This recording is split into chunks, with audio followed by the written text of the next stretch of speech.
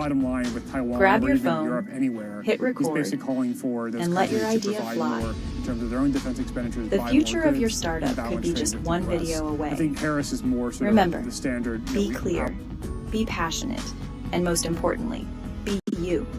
We can't wait to see what you've got. Let's get funded now. Overwhelming concern is going to be trade.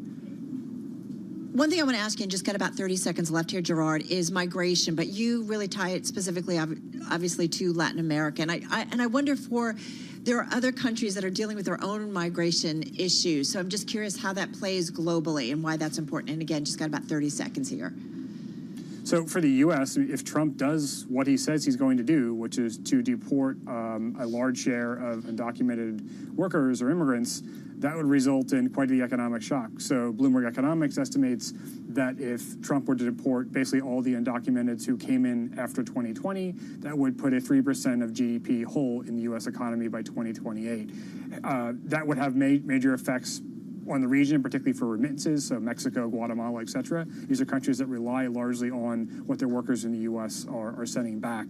And so it does have a lot of ripple effects, and I think when it comes to Latin America, migration and trade will be the two biggest issues should Trump win. Great stuff. Thank you so much. Really appreciate it. Gerard DePippo, Bloomberg Economics Senior Geoeconomic Analyst. As you heard, the world is watching this election. We're going to get another view from the perspective of Ian Bremmer of Eurasia Group. That comes next when Bloomberg Business Week continues on this Tuesday.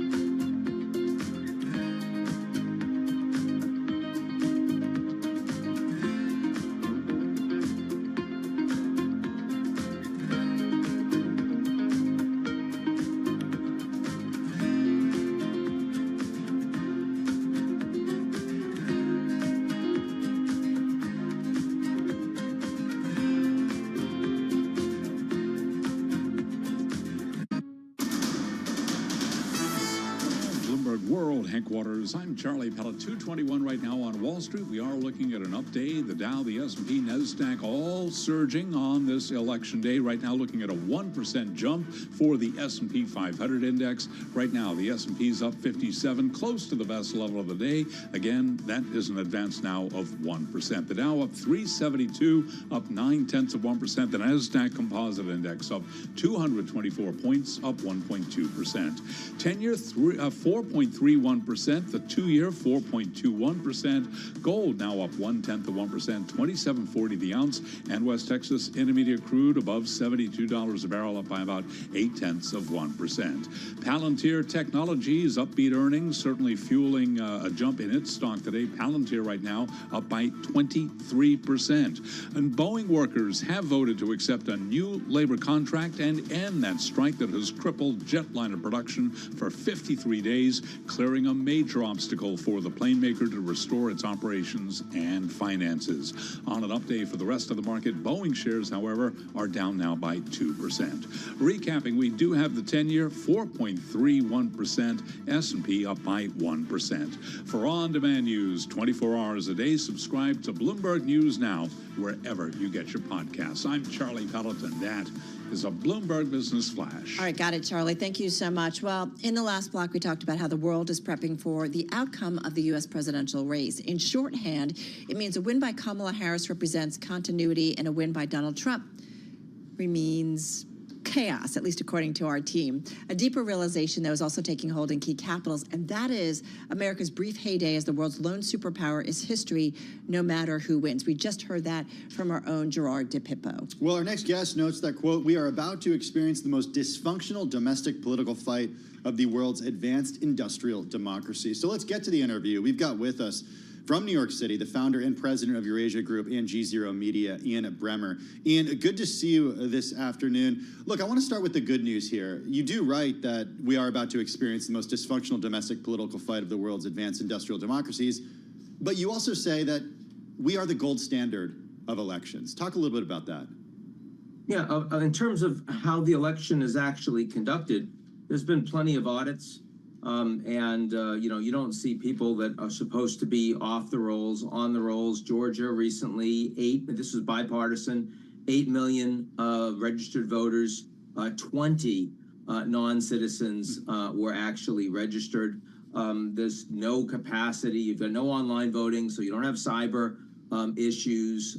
The efforts to interfere with these elections, both internal and external, have consistently been shown to be false, and the courts, independent courts, have upheld that. So our problem is one of mistrust. Our problem is one of illegitimacy. Our problem is not one of the elections themselves, and I think that we will see that over the course of the day. We also, it's a problem of external interference, and I wonder about that. You know, we continue, Ian, to watch the evolution of warfare globally, whether it's moved from, on-the-ground combat to missiles in the air or drones to cyber warfare to also, I think it's safe to say, election interference warfare. Talk to us about that and your concerns there. There are 3 countries, adversaries of the United States, that are really actively trying to interfere in U.S. elections. They all share one goal, which is that they want the United States to mistrust its own political institutions. They want more chaos in the United States. They want the U.S. to be weaker. But what they're trying to accomplish is actually very different. It's Russia. It's Iran, and it's China. Russia's interference has overwhelmingly been in favor of Trump. They really want Harris to lose. They think they'll have a much better shot of resolving the Ukraine war in their favor if Trump is the president. The Iranians, who really want Harris to win, they actually, in addition to interference and also leaking all sorts of classified, components of the Trump campaign that they wanted the U.S. media to run with, they've also tried to assassinate Trump and members of Trump's cabinet, like Mike Pompeo. And I'm kind of stunned that hasn't gotten more media attention, frankly. And then you've got the Chinese, who, of course, are much more involved just in collecting intelligence on everybody involved. in the election, but their interference has been mostly on the down ballot in Congress, where they feel like no matter what they do, they're dealing with a very, very strong and bipartisan anti-China sentiment, and they're trying to put their thumb on the scale in favor of those few that are running in Congress that move in the other direction. What's more worrisome to you, though, that election interference, which I think it's safe to assume that assuming the U.S. is interfering maybe also in other elections? I don't know. I'm just, in terms of... You mean the Russian elections and the Chinese elections? I mean, if the Chinese had elections, I'm sure we would try to interfere with them. They don't. Russia does have elections, but it's pretty sure that if you're actual opposition, you're thrown out of the window.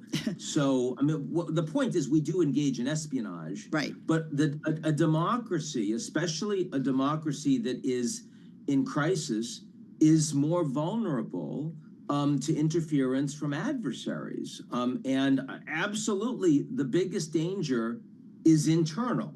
If the Americans weren't so willing to think that their enemies are inside their own country, our real enemies would have much less capacity to undermine us. But they are taking advantage of our vulnerabilities and our political dysfunction.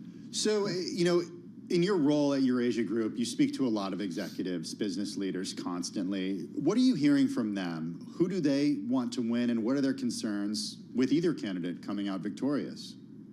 Well, I'll tell you, the first point is that they really don't want a month or two of uncertainty. They don't want the U.S. election to descend into chaos. They don't want it to be, sort of a confrontational non-outcome. So most executives I know would rather this be a landslide win for either side than have this be something that a lot of people don't believe in the outcome and the legitimacy of the outcome.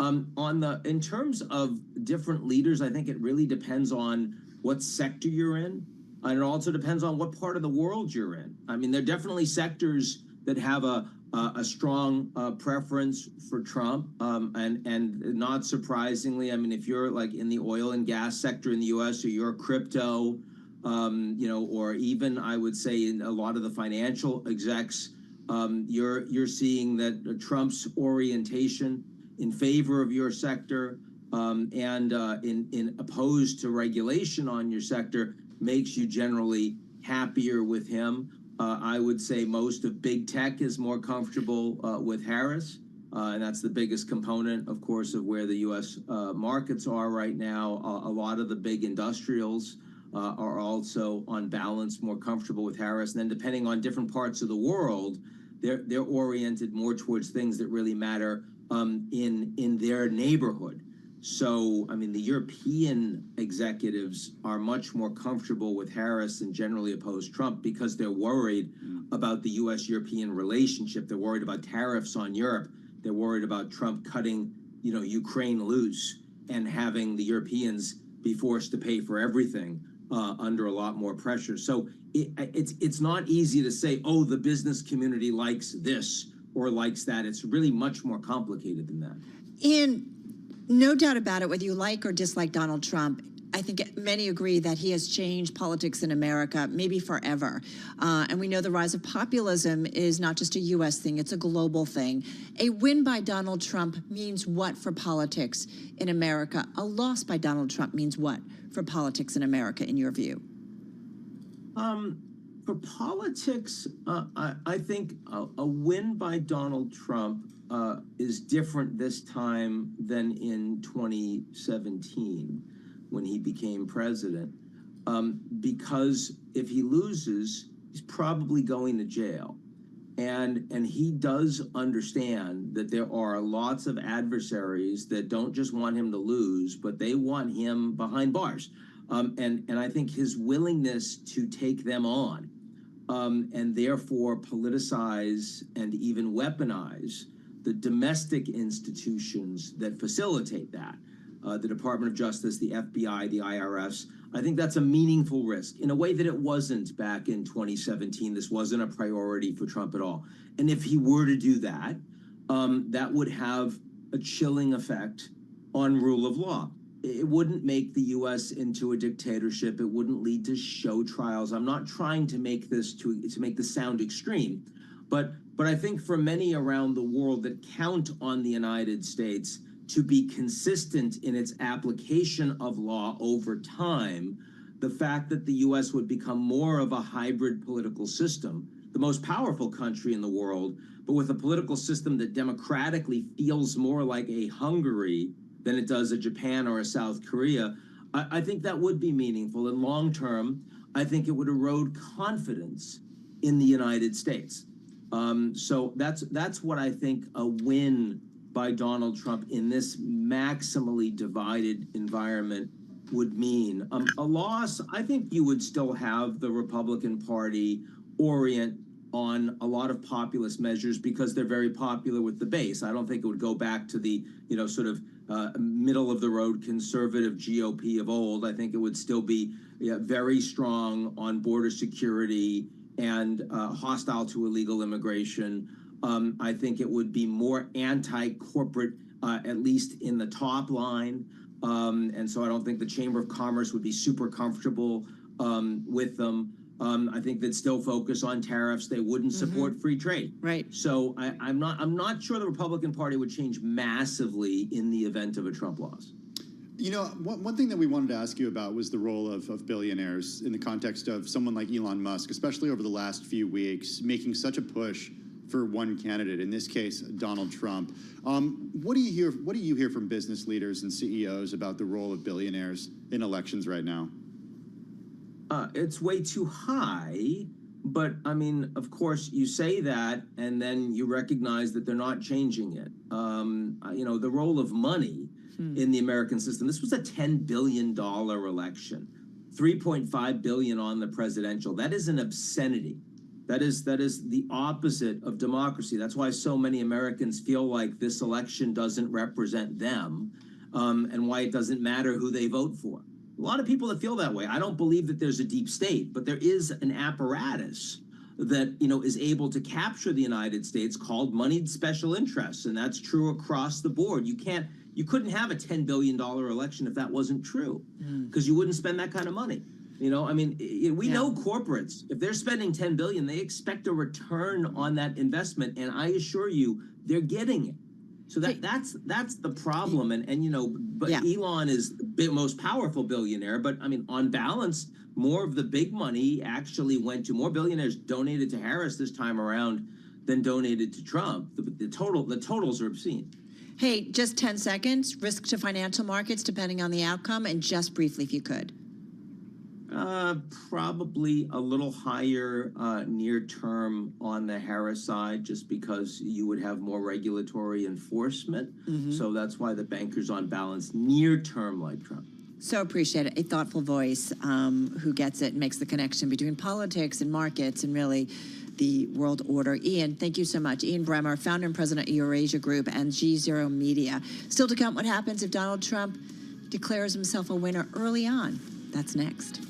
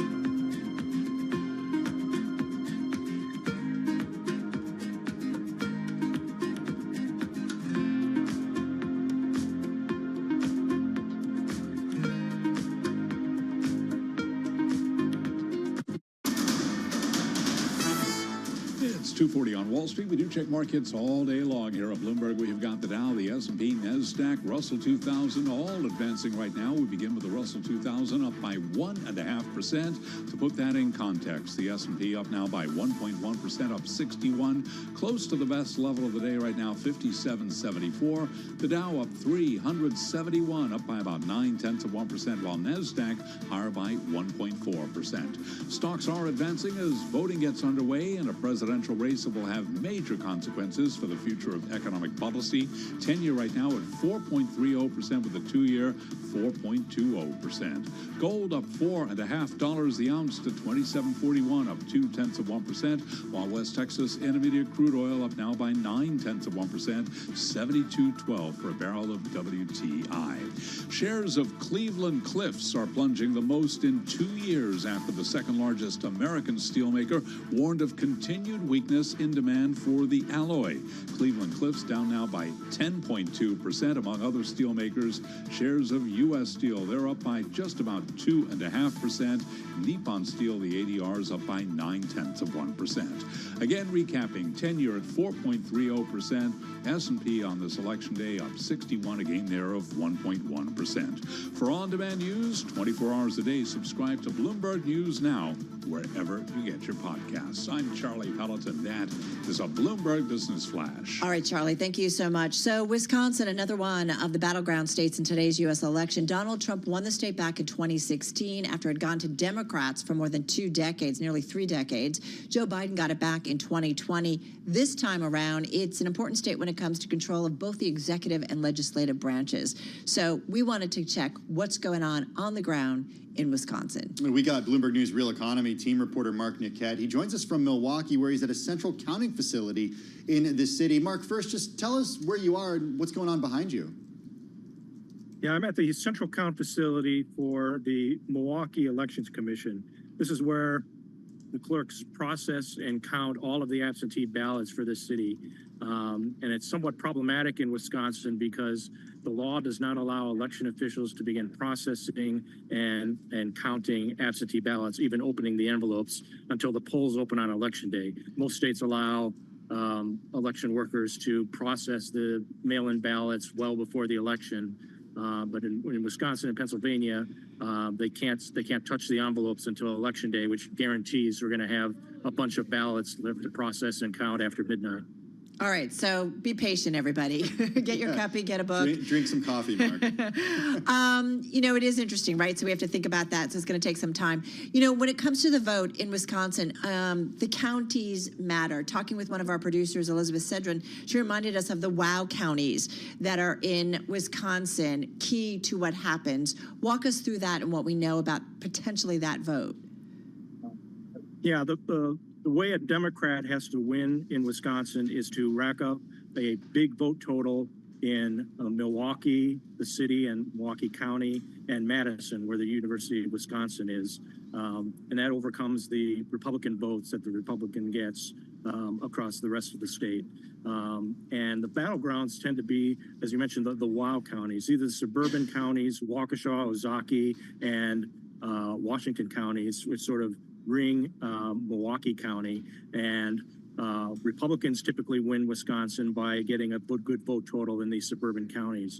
And this year, there's a real push by the Democrats to bleed some of the Republican votes in the WOW counties, particularly on the issue of abortion. The thinking is that Democrats can pick up some suburban Republicans, particularly women, on the issue of abortion and drive down the vote total for Donald Trump and win statewide. But that also means that the Democrats have to get a big vote total out of and turnout in Milwaukee and Madison. So that's one of the things we're watching to see if Democrats can get the kind of vote that they need out of Milwaukee and Madison while they're trying to compete for these Republican votes in the WOW counties.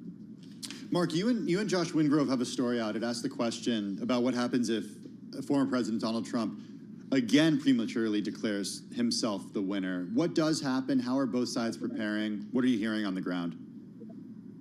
Yeah, the expectation is here. We talked to the governor, the Democratic governor, Tony Evers, on Saturday, and he flat out said he thinks that sometime after midnight, Donald Trump's going to declare victory, whether the networks or the AP have called the races, enough races to get him to 270 electoral votes. What I think folks are preparing for is, what's the aftermath? If he does declare victory, before it's official, does that sort of affect his supporters or people who don't want to see Donald Trump elected? Do we have, protests emerging and just, undermining confidence in the outcome? Because if you have Donald Trump claiming that he's already won before all the ballots have been counted, and he ends up losing, that's just going to, raise all kinds of problems and doubts about the election among his supporters. Yeah, we've seen this movie before, unfortunately. Hey, what about on the Harris side of things? What is the Kamala Harris team preparing for if indeed it goes in a way that Donald Trump or he does prematurely declare himself a winner? How are they kind of getting ready for that? Well, they're already sort of,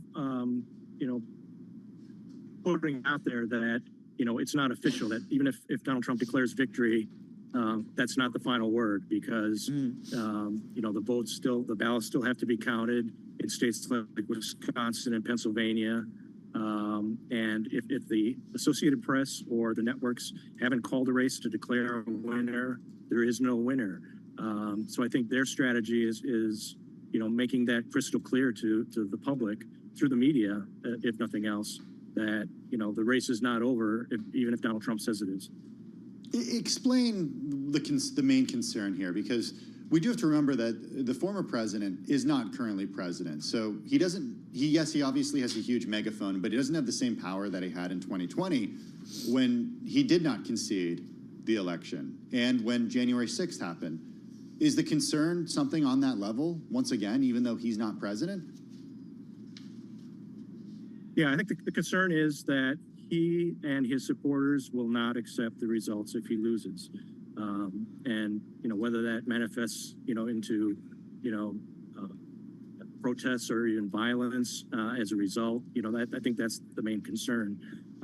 Because Trump has been sort of laying the groundwork to do this for weeks now, months really, planting the idea in his supporters' heads, if nothing else, that the only way he could lose this election is if Democrats cheat.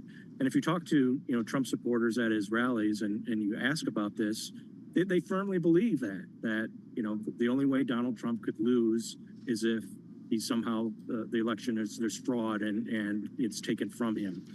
So it just sort of sets up this pretty explosive situation where if Donald Trump does lose, once the ballots are counted and the official results show that he's the loser and he is not accepting the result and his supporters don't accept the result or think that it was fraudulent somehow, even if there's no evidence, what does that look like? What happens? So acceptance of the vote, how long it'll take to do the count, and what the actual outcome is. I mean, there's a lot, right, to be determined and what it means for the United States and policy and the economy going forward. You and the team have put out another story today about how much there is riding on the U.S. election, whether it comes to taxes, to EVs, to immigration policy. Just got about 40 seconds left here. I mean, there's a lot at stake. It's a theme that we've definitely been hitting on this hour. Yeah, and a lot of it sort of rests on whether Trump gets reelected, because he's sort of laid out that he's going to, if he wins, enact sweeping tariffs, 10%, 20% tariff on all U.S. imports, 60% imports on China. He's promised to do the largest mass deportation of migrants in U.S. history. And as you mentioned, he has the expiring 2017 tax cuts that he wants to make permanent. And if Harris is elected, I think she would block that agenda and continue a lot of the policies that the Biden administration had. So a lot of this is sort of weighing on if Trump wins and is able to implement the pretty sweeping agenda that he's talked about in the campaign. We could have some clarity in, I don't know, 8, 9 hours, 10 hours, 12 hours, 24, 48. Maybe longer. Unfortunately, like I said, you have this situation in Pennsylvania and Wisconsin where they just can't count the ballots, the absentee and mail-in ballots until Election Day. So you're still counting ballots into Wednesday and Thursday. Mark Niquette, thank you so much on the ground. Hey, coming up next, we take you to Dalton, Georgia, MAGA country, why you should care.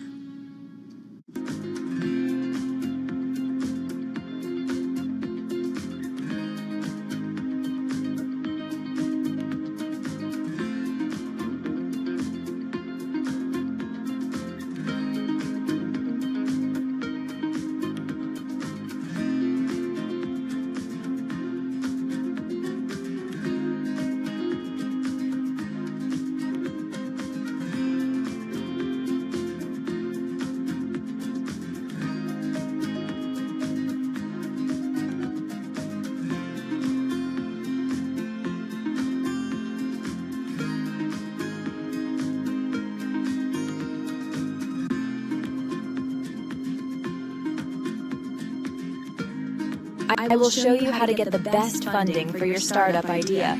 Let's get started. Here's the deal. If you have an amazing startup idea and need funds to fuel it, we're here to help. Simply send us a video where you explain your idea. Make it clear, concise, and compelling. Hook us in with your passion and vision. Don't forget to include your contact details so investors can reach out directly. This is your chance to shine and get your idea in front of people who can make it a reality. Imagine turning your startup dream into a thriving business. It all starts with that one simple step. So what are you waiting for? Grab your phone, hit record, and let your idea fly. The future of your startup could be just one video away. Remember, be clear, be passionate, and most importantly, be you. We can't wait to see what you've got. Let's get funded now.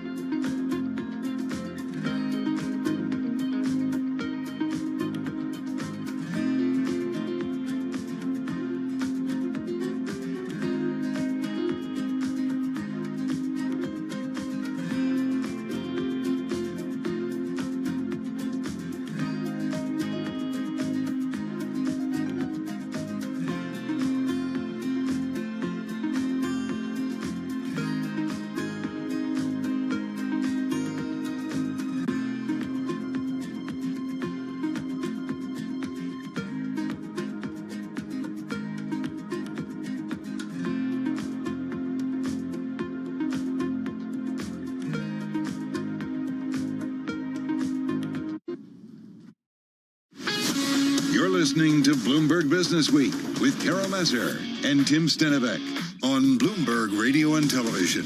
All right, everybody, another swing state, Georgia, and its 16 electoral college votes. You might recall Georgia, of course, at the center of one of the election results battles last time around. An interesting story came to our attention. It's about the immigrant workforce that is thriving in Georgia's MAGA heartland. With the reporting, we got Bloomberg Business Week contributor Joel Millman, who joins us from Philadelphia. Joel, take us to the town in northwest Georgia, a town called Dalton, which, who knew, is the floor-covering capital of the world. Tell us a little bit about what you found there. Well, it's a fascinating place. It's a floor-covering capital of the world. Produces about half the globe's floor covering. Started with carpets 100 years ago, moved into laminates and tile and lots of other things as the market shifted. But what's fascinating is it's not only a one-industry town, but we've learned that carpets are actually a one-town industry. Virtually the entire workforce in the United States is in Georgia, and virtually all of that Georgia workforce is in the northwest corner. Happens to be the 14th congressional district, which is represented by MAGA firebrand Marjorie Taylor Greene. Mexican workers began coming in big numbers about the turn of the century, around the years 1995 to 2000. But they basically kept an industry that could have gone offshore, which was very common starting in the mid-90s with NAFTA and a free trade agreement with Mexico, but also opening China to manufacturing were things that were really looming as kind of important considerations. So having an important imported workforce justifiably could be said to have stabilized the industry, possibly even saved it. Today, most of that workforce is Spanish-speaking. However, so much of it was born in the United States that it's harder to characterize it as an immigrant workforce. And it saved thousands of jobs for native Georgians who are probably doing better now than ever. That's what we learned. Hey, listen, how do the longer-term residents of Dalton, Joel, feel about this and seeing that Latinos make up more than half of its population? Well, they're thrilled, and a lot of them, to be honest, they can't even remember when they were worried about something. The town's downtown is booming. There's a lot of nice international flavor to the restaurant choices and things like that. I think that Dalton High has won 7 soccer championships. state championships in the last couple of decades. So that's always good in the South. People love successful sports teams.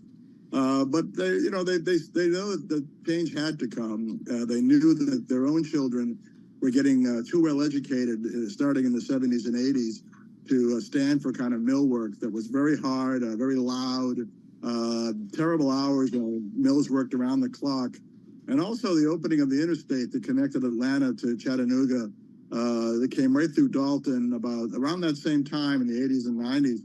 And that opened a lot of opportunities for local kids to go to community college and take jobs in the Atlanta suburbs that they preferred to mill work. So a lot of that's changed, this sort of created this amnesia. When people were worried about what was happening, the town was going so Latino. Now they're grateful. They just think we've got a great, reliable workforce. And that workforce is self-educating, so they have moved up quickly up the ladder, and they're becoming the new middle class in town. So I'd say mostly positive, although you do hear some people chafe a little bit at not being a majority native white population, but it's still about a 50-50 split, and the Latinos are as American as anyone, especially the ones that were born there in Georgia. Well, Joel, you make the point in the piece that this experience hasn't translated into pushing back on rhetoric that we hear from Marjorie Taylor Greene or the way that the area has voted in the 2016 and 2020 elections. Well, it's the biggest city in her district, which I found curious. Some people say Rome, Georgia might be 1,000 more than Dalton. It goes back and forth, but those are the two big cities. Rome is closer to Atlanta, so it's more suburban. Dalton, though, is a core legacy city for this one industry. It comes from textiles that have largely left the South, but held on because of all the inputs, all the capital that it takes to actually produce carpeting, which is a very heavily mechanized industry. So, Latinos are lagging a little bit in naturalizing as citizens, so their voting numbers aren't that high. And quite a number of them have not become, were not born there, so they're still resident status and they're not voting. So Marjorie Taylor Greene doesn't really have much to fear of losing her seat because of a backlash in Dalton. And of course, the rest of the district isn't quite as Latino as Dalton is. Joel Millman, Bloomberg Business Week contributor. Check out Joel's story. It's available on the Bloomberg terminal and at bloomberg.com/businessweek. Really appreciate you joining us this afternoon, Joel Millman. Got to mention a story and a stock that we've been following really all year, but certainly in today's session. Trump Media and Technology Group paused because of volatility in its trading. We've seen this stock just in today's session up as much as 18.6%, at its lows down about 4%, and that's where it seemed to be before it stopped trading. But we did see quite a rally yesterday, up about 12%. Our Bailey Lipschultz is out there reporting that the case for owning it boils down to the political fortunes of its namesake. We're talking about Donald Trump. It has been so tied to the news in the election. It has, but and the race. It's still up 171% Absolutely. since mid-September. So still part of the Trump trade. And I will say a big part of the float is shorted. So anytime there's some movement, you can see a lot of volatility as we are today. All right, that's going to do it for us. We continue on Business Week.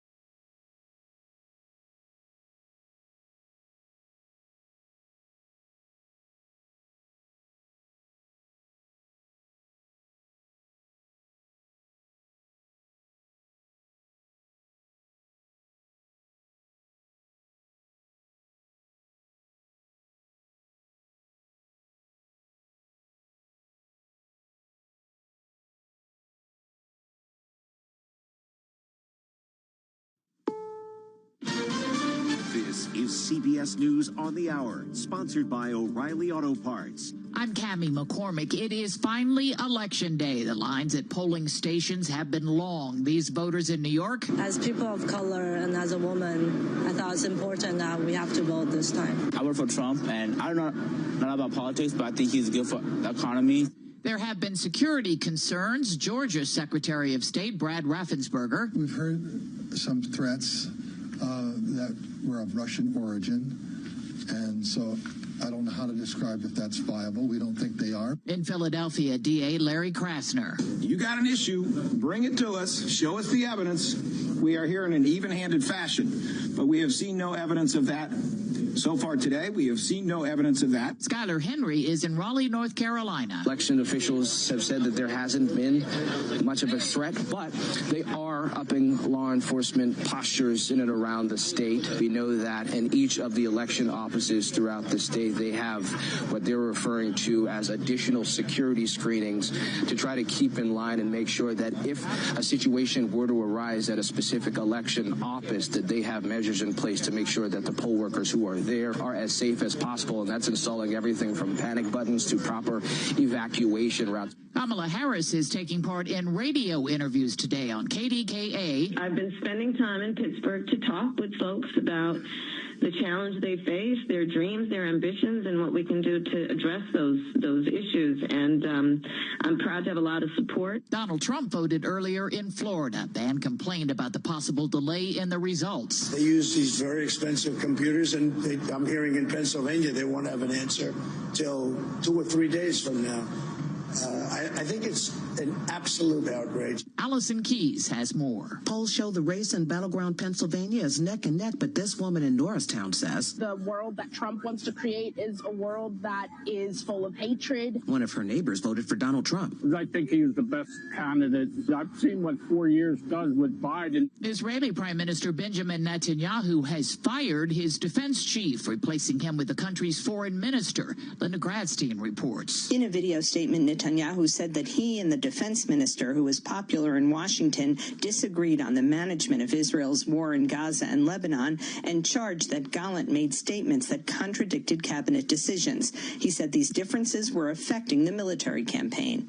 Foreign Minister Israel Katz has little military experience but is close to Netanyahu. On Wall Street, the Dow is 330 points higher. This is CBS News.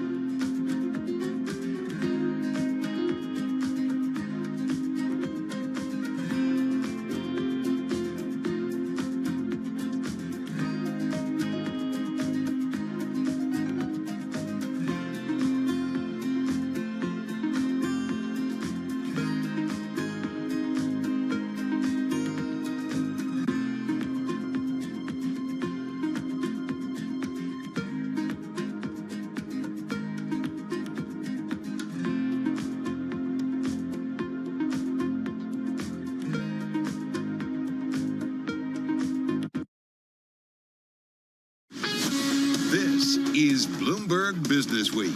Insight from the reporters and editors who bring you America's most trusted business magazine. Plus, global business, finance, and tech news as it happens. Bloomberg Business Week with Carol Masser and Tim Stenevec on Bloomberg Radio. And a very good afternoon, everybody. Bloomberg Business Week continuing on radio, YouTube, Bloomberg Originals. Carol Masser, Tim Stenevec, live in our Bloomberg Interactive Broker studio. And Tim, we've got a rally underway. We do have a rally underway. Taking a look at what the S&P 500 is doing, it's off its best levels of the day, but still up close to 1%. Tech stocks, the NASDAQ higher by more than 1%. The Dow up 0.8%. Yeah, we've got some earnings after the close. And, of course, it's Election Day. Oh, and thank you for the reminder. I didn't realize that. He voted. Not to worry.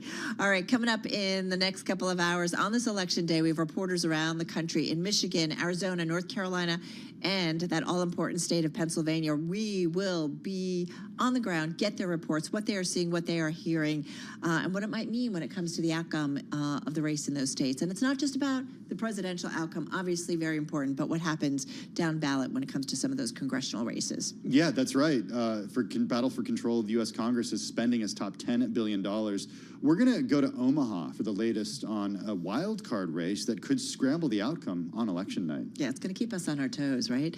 And crypto, Bitcoin, close to records. We've been watching the trade today. I think earlier on it was like somewhat keeping in line with the Trump trade that we've seen in terms of stocks up, crypto up. $70,000, but still at $69,000 for Bitcoin at least. Kind of interesting. All right, we're going to get into what happens to crypto depending on who wins today's election outcome, who ultimately ends up in the White House. All that and more coming up over the next 2 hours on Bloomberg Business Week. First up, though, a check of the day's trade and top business stories. Here's Charlie Pellet. All right, thank you very much. Election day, we got you covered. And just about 54 minutes to go until the closing bell clangs on Wall Street with the Dow, the S&P, NASDAQ 100 index. They're all pushing higher. Right now, 1% gain, as Carol and Tim mentioned, on the S&P, up 56, 57, 69. The Dow up 342, up 0.8%. The NASDAQ Composite Index up 218, up by 1.2%. And the Russell 2000 Index doing a little bit better, up now by 1.4%. Stocks are advancing, voting underway in the presidential race that will have major consequences for the future of U.S. economic policy. The 10-year 4.28%, the 2-year 4.19%. Gold up $4 the ounce, 47.41, gain there of 0.1%, and crude holding above 72 a barrel, up by 0.9%. As for the election outcome, Sarah Hunt is chief market strategist at Alpine Saxon Woods. She told us she is not hearing enough from either candidate about the deficit. I haven't heard much rhetoric on either side that says this is something that really needs to be addressed. And the fact that we are in a growth economy and we are seeing these deficits and they're growing is not a good sign, because if you do get into a real economic slowdown, that push to have fiscal policy come in and help becomes much more difficult when you've already got deficits that are quite high. And you can hear more of the conversation with Sarah Hunt on the Surveillance podcast. You can download it wherever you get your podcasts. Palantir, after earnings, surging now by 23.2%. And we do have actually trading has now resumed after a couple of halts on DJT, Trump Media and Technology Group shares. That stock now up by 3%, has been all over the map during today's session, have been down 4%, up as much as 18.6%, but DJT back trading now up by 2.7%. For on-demand news 24 hours a day, subscribe to Bloomberg News Now wherever you get your podcasts. I'm Charlie Pellet, and that is a Bloomberg Business Flash. Hey, thanks so much for that update, Charlie. Do appreciate it. Well, you know this, Carol. I've been refreshing the prediction markets nonstop since last week. Until Friday, Donald Trump was the clear leader. Things started to move more in Harris's favor on Saturday evening, and then on some sites, like predicted, she was even leading. Until last night, maybe even this morning. Now, it's back in Donald Trump's favor. Looking at call sheet right now, 57 to 42, 57 to 43. Trump, Harris right now. Polymarket has been at 61.39, and then predicted is 54 cents is the latest yes price for a Republican taking control. All right, so John Authers has been helping us with all of this over the last couple of weeks. He's been watching all of this closely. He's Bloomberg Opinion columnist, also key with our Bloomberg Markets team, one of the editors, senior editors. Having said that, John, what Tim just laid out in terms of what we're seeing right now, what's important there at your point in a race that you've talked about it, we've talked about, is so close? Well, basically, at this point, once the polls close, the prediction markets really do become very useful indeed, because they aggregate the information. People who happen to know their North Carolina or their Georgia and know the significance of some particular county can place their bets, and they really become very useful for gauging what's going on. At this point, after much excitement, they're basically all saying this is pretty much a toss-up. Even Polymarket is saying there's a 39% chance that Kamala Harris is elected president, that there are 4 chances in 10 that she wins, which means it doesn't really qualify as a surprise either way, according to any of the prediction markets, if either candidate wins. You might have seen a break one way or the other. Yeah. You really didn't. Plainly, the people who bet on Polymarket are more bullish about Trump, whether that's for their honest reasons or whether there's some manipulation going on, I can't say. I think it's probably more out of genuine, honest enthusiasm because the people on Polymarket tend to be into crypto. But beyond that, I don't think any of the prediction markets are going to be proved wrong tonight. I do suspect after the amount of coverage it's had and after the amount of positive hype that Elon Musk gave to Polymarket in particular, that Polymarket itself would be pretty seriously damaged if Harris wins this easily. Oh, interesting. Okay. I think if there's a 20% shot either way that it's actually going to be pretty easy and we're going to know by midnight who the president is. Okay, we'll see. That would be very embarrassing for Polymarket if it turns out Harris has actually won this all along. Okay, we'll certainly see what happens there. I do want to get your thoughts on DJT real quick because it's now higher, but it's been all over the place today, as much as 19% higher, down as much as 8%. How do you read into that ahead of, well, on election day? Crazy volatility. It stopped trading, I think, at least twice already today. I mean, reading DJT, as I'm broadly speaking a value guy, and on almost any sensible value metric, it is the most absurdly overvalued stock in the US. But as a just, and we've only got about 30-40 seconds, as an election indicator, does it tell you anything? I don't think it's an election indicator either. I think it's an it's an indicator of the animal spirits of a certain cadre of people who perceive buying it as something that helps Donald Trump. Interesting. So yes, they're feeling in moderately good spirits, but not wildly good spirits at the moment. Good for them. What we really want to know is how they're going to feel in the morning, or Thursday morning, or Friday morning. Well, I got to say, John, we're looking forward to kind of getting you on the other side of this, whether it's Wednesday morning or whether it's Thursday morning. Or that midnight newsletter tonight. Or that midnight newsletter. I'm coming into the office shortly. My day is somewhat later than it normally is today. Yeah. All right. John Author, Senior Editor for Markets and Bloomberg Opinion columnist, joining us right here in New York City. Hey, as we mentioned, we've got reporters on the ground in the most crucial battleground states, Arizona, North Carolina, Pennsylvania, Wisconsin, and more. We begin, though, by going back to Michigan. The state has 15 electoral votes. It's part of the so-called blue wall. It went for President Biden in 2020 and to President Trump back in 2016. Romaine Bostick is the co-host of The Close on Bloomberg TV. He joins us on location in Detroit. Romaine, you're in a different place than you were yesterday. When we checked in with you yesterday, it was all quiet behind you, but you mentioned counting had already started. What's the environment like there today? The environment is interesting. I spent most of the morning at a polling place in northwest Detroit. Believe it or not, the lines were actually, well, there were no lines. In fact, a lot of folks here in this state, and particularly in this city, did have an opportunity to vote early, and close to 50% of the populace took advantage of that. As a result, most of the people who showed up to the polling place today were able to just kind of walk right in and walk right out. It's also a very beautiful day, we should point out, Tim. And right now, the temperatures are actually near record highs for Detroit, but roughly about 73 to 74 degrees. Very unusual for a November in Detroit. A little bit windy, but no rain. And that, of course, maybe helped to boost voter turnout. Most of the officials that I did speak to today, yesterday, and the day before are all expecting the voter turnout for Detroit, for Wayne County, as well as the entire state of Michigan, will likely rival the record numbers that we saw in 2020, when about 70% of the registered voters in the state of Michigan came out to cast their ballots. Romaine, as you know, that's big turnout. But I also, one of the big issues this election cycle certainly has been the integrity of the vote. You actually caught up with the Michigan Secretary of State, Jocelyn Benson. Tell us about that. Yeah, I mean, this is a big issue. I don't know how much you've been following this, but Elon Musk himself actually went after Jocelyn Benson, the Secretary of State of Michigan, all sort of surrounding what is now a thoroughly debunked conspiracy theory about voter rolls and voter fraud.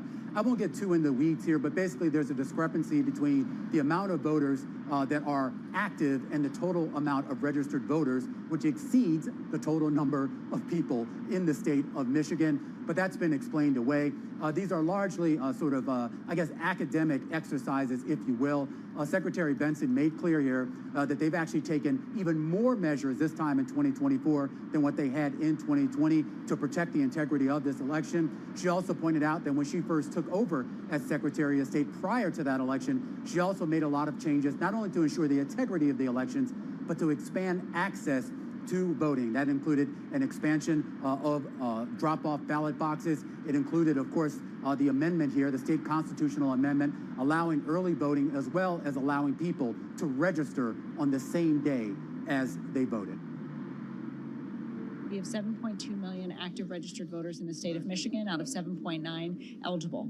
And that's a great thing. We're proud that so many people are registered to vote in our state. And we want everyone, including Elon Musk himself, to have access to trusted information that hopefully he will choose to spread instead of spreading misinformation to further political agendas. So great to hear, right, in terms of one of the things. Jocelyn Benson. Yeah, go ahead. I'm sorry, Romaine, please.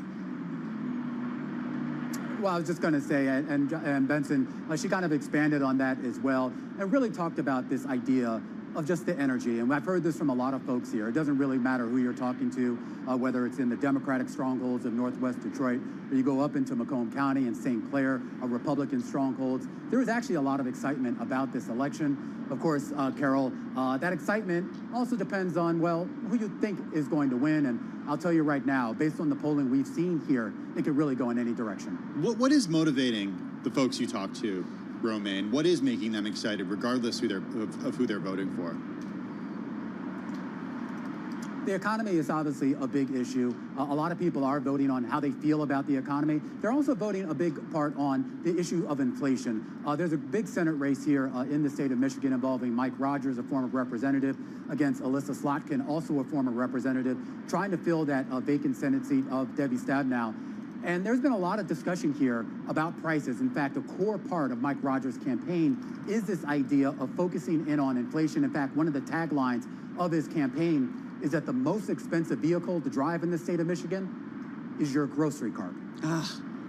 That says a lot. That says so much, right, in terms of putting perspective and what matters. Hey, listen, great stuff with you on the ground. Nice to see you there. I'm looking forward to what we get tomorrow and obviously into the wee hours later on. Romaine Bostick, of course, co-host of The Close on Bloomberg Television. I hope he gets some sleep.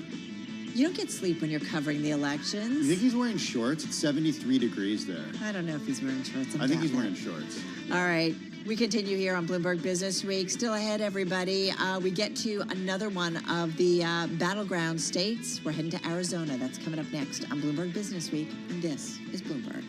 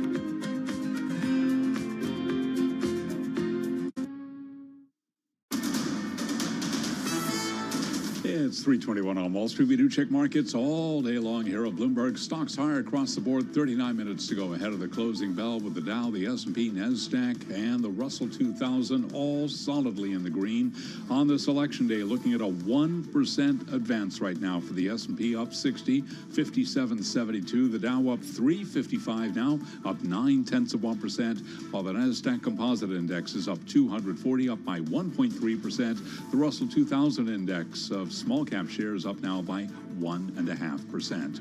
10-year 4.28%, the 2-year 4.19%. Gold up $4.50 the ounce, up 0.2%, 27.41. And West Texas Intermediate crude up 0.9%, 72.13 a barrel. As for the election outcome and markets, Cameron Dawson is Chief Investment Officer at New Edge Wealth. The S&P 500, regardless of the power balance within D.C., has been able to do what it does despite of or in spite of what goes on in D.C. And that's really good news, which just means that overall corporate earnings have been able to operate in times regardless of uncertainty and pressures of what's going on within policy. And it's something that we always try to remind clients of, just so that the way that they don't respond too emotionally to what is, for many people, a very emotional election day. And you can hear more of the conversation with Cameron Dawson on the Surveillance podcast. You can download it wherever you get your podcasts.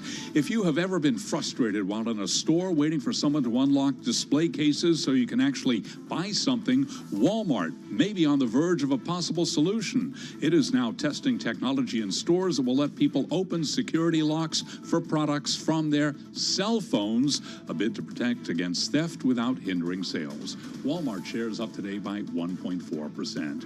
Shares of Trump Media and Technology trading once again up now by 2.7%. For on-demand news 24 hours a day, subscribe to Bloomberg News Now wherever you get your podcasts. I'm Charlie Pelleton. That is a Bloomberg Business Flash. Hey, thanks so much for that update, Charlie. Really do appreciate it. As you know, our reporters are all over the country on this election day. North Carolina, Georgia, Pennsylvania, Michigan, Wisconsin, and yes, the crucial battleground state of Arizona. It's got 11 electoral votes up for grabs. President Biden won the state back in 2020. Former President Trump won it back in 2016. We got with us Brendan Case. He's correspondent for Bloomberg News. He joins us on location in Phoenix. He's just outside of the Maricopa County building in Phoenix. First of all, set the scene for us, because Maricopa County, if you're not just used to hearing that from election coverage, then you're going to hear a lot of it tonight, I imagine, because this county is pretty much the county in Arizona. You're going to hear a lot about Maricopa County because it accounts for more than half of the voters in the entire state. And right now, about 3 or 4 blocks away from the building behind me, it's a great big election counting center. They're gathering together a lot of ballots. Arizona is a state that distinguishes itself in part because of the popularity of voting by mail. And so, in fact, county officials believe that probably most people have already voted. And those votes are being counted, even as polling stations around the city and around the state, opened at 6 a.m. local, closing at 7 p.m. tonight. And we should get our first results around 8 o'clock Mountain Time. That's 10 o'clock on the East Coast. All right, so we are all getting ready for this race to go into the later hours, possibly the wee hours, or even into tomorrow, and then some. What has polling said about the presidential and Senate races, Brendan?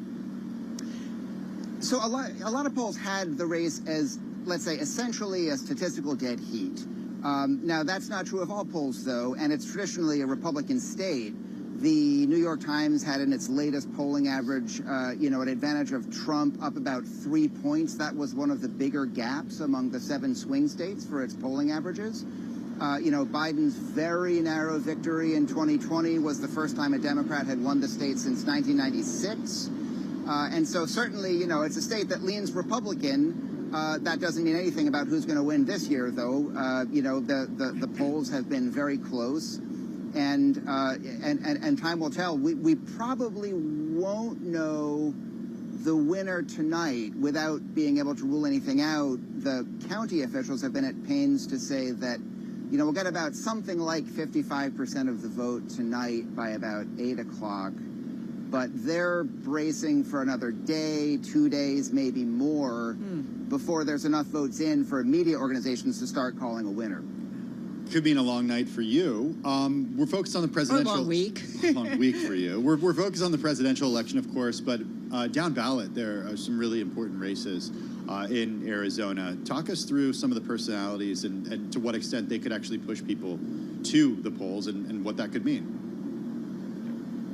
Right. So let's highlight two. One is the Senate race, and there you've got Democrat Ruben Gallego against Carrie Lake, a Republican. Carrie Lake also ran for governor in 2022. Has yet to acknowledge, to accept defeat in that race. And that particular campaign appears to be not as close as the presidential. There have been, polls showing Gallego up by about 5 percentage points. That said, Carrie Lake says that she's got information that suggests a closer race, and there is, in fact, some evidence in recent days of a tightening in that race, and so certainly that appears to be leaning Democratic, but far from certain. And, we'll see how the voting actually goes. The second thing that bears mentioning is an abortion measure, which is on the ballot. And this would provide access to abortion as part of the state constitution. That's something that comes up with a lot of voters, the importance of reproductive freedom, as they see it, and what the polls are showing in that is a much more comfortable lead, into, upper 50s in terms of approval. Right. But again, time will tell. All right, Brendan, thank you so much. Brendan Case, correspondent at Bloomberg News, on the ground there in Phoenix. Well, from Arizona to Omaha is where we go now, and for more on the congressional races, because today, as we mentioned, it's not just about the presidential election. The battle for control of the U.S. Congress has topped $10 billion as the two parties vie for outsized influence over taxes, spending, and the implementation of the next president's agenda. Billy House is a Bloomberg News congressional reporter. He joins us from Omaha, Nebraska. Billy, you're in Nebraska, I would imagine, because there's this wild card race taking place there where independent union leader Dan Osborne has been running neck and neck with incumbent Republican Deb Fischer. It could also scramble the outcome on election night. Talk about the stakes here and the two individuals involved. Well, sure. There's veteran senator, two-term Senator Deb Fischer is facing a tough race by a candidate who calls himself an independent, though Republicans say they think he's a Democrat in sheep's clothing. But at issue here is if he manages to pull this upset off tonight, all the numbers in the Senate about what Republicans need to take that chamber back are going to be askew, and we could have a tied chamber. And of course the vice president, whichever party that would come from, would then actually technically be the tie-cast breaking vote. But this is Omaha and Nebraska's second congressional district, and there are other things at play here, and a stray electoral vote in the presidential race, in which some scenarios say could be used to either win the race, should Harris take it, or block Harris's route to 270 if Donald Trump can win this district. And then there's, of course, the congressional race itself here that is among the crucial pivotal races for control of the U.S. House. Okay. A lot of things happening here in Omaha. Explain what's going on here, because people who are listening are being like, what did he say? Stray electoral vote here? It's one of two states that breaks down, that separates electoral votes in this way, and has different districts, right? So talk about what can happen in Nebraska. It's called the blue dot. I'm sitting in the blue dot of Omaha and its suburbs. And there are blue dot signs everywhere. Harris has vastly outspent Trump. And the thing is, there are scenarios, and they're very solid scenarios, that it could come down to one vote, whether Harris can get 270, the amount needed to win the presidency. And this could be the district that could be used to block her, keep her at 269, and therefore send the whole contest, the whole kit and caboodle, to the U.S. House. So that's what we're watching here tonight. It may not come to that. Things may work itself out before Nebraska, but when the polls close here at 9 o'clock Eastern time, all eyes are going to be on who actually won this one of three Nebraska districts in a sea of red. Just when you thought it couldn't get more interesting, Billy, it certainly does. Having said that, we talk so much about the presidential race, but as you know, the makeup, the composition of the U.S. Congress is also important. And I also think about, if it's a tight race, who ultimately comes into Congress January 1st, in particular the House of Representatives, could be important too, yes? Well, absolutely. The other element about Omaha, the most popular place on earth lately, is that Speaker Johnson's been here 3 times in recent weeks.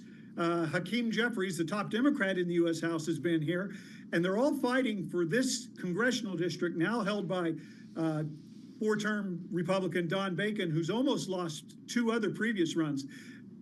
Jeffries and Democrats only need a net gain of 4 seats nationally to take the U.S. House, take it back. They lost it 2 years ago. And Don Bacon's seat here in Omaha is a pivotal, crucial target for Democrats to achieve that. When do we've been talking to our folks on the ground about timing quite a bit, Billy. We just spoke to Brendan out in Arizona earlier. We were talking to Romaine in Michigan. What's timing like for Nebraska counting these votes? I was with election officials this morning. They do not think there's going to be any problems, but you never expect them until they happen. They have security people ready to go. The Secretary of State's ready to go here on counting, but they think results will be ready by 9 o'clock Eastern time in all those races, the Senate, U.S. House, and the presidential results from this congressional district. The thing with the presidential race, though, the results might be in Omaha, but you won't know how important they are until results elsewhere in the country come in later. That's a really good point. Gosh, it just gets crazier and interesting, more interesting. Hey, Billy, one of the things we were thinking about as we were getting ready to talk to you, we always love it. You understand the U.S. Congress like no other. Having said that, we all remember being live on air as January 6th unfolded, and we tapped into you to kind of get an idea of what was happening. How are you thinking about looking back at where we were, where we are today, where we might be going when it comes to U.S. politics, the role of Congress in it all, and that day, a few years ago? Thanks for the lovely memory of me being locked in the U.S. House chamber. Yikes. Rioters breaking glass and members of Congress next to me crying. But yes, the House and Senate this year, earlier this year, passed new rules for certifying the presidential race. And the idea is that those will help make things go a little smoother that day, and there will be no questions about what the vice president can unilaterally do or whatever. But again, if there's a real challenge or real upset over the results and somebody wants to stop what's happening, it's unclear what Speaker Mike Johnson might do, or Republicans. And so there's rules in place to prevent what happened from happening again. Whether they're followed is, the same question as whether rules were followed on January 6th. Not really. Yeah, and again, the composition of the U.S. Congress, right? If the Democrats are in the House, right? That also just reminds you how important that outcome is as well. Just quickly. Right. The Congress that will decide if the U.S. president's race goes to the Congress that will decide it will be the new Congress. Right. There are issues about whether they could be sworn in fast enough. That's the thing. Good to know. Good to know. Hey, you rock. Lean on you so much. We really appreciate it. Billy House, congressional reporter at Bloomberg News, right there in Omaha, Nebraska. Coming up next, we're going to drive to the close on this election day, November 5th, 2024. This is Bloomberg.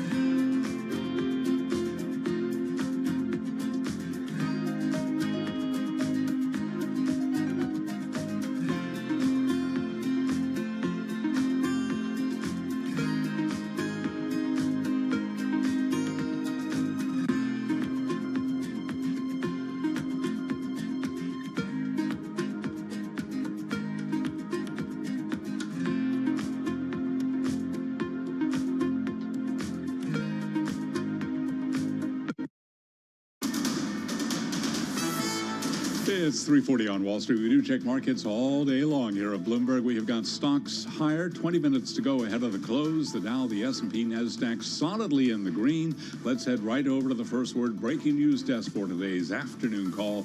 Here he is, Bill Maloney. And good afternoon, Charlie. That's right. Stocks have had a steady bid all day with the Dow currently up 357 points. S&Ps are higher by 61, while NASDAQ rises by 1.3%.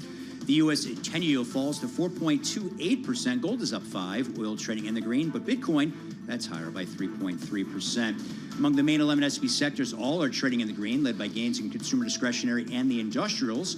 And leaders to the upside in the Dow, Intel and Goldman Sachs, while Bellwing fell 2.3% and led to the downside. After earnings, Celanese plunged 26%. That's the most since 2008.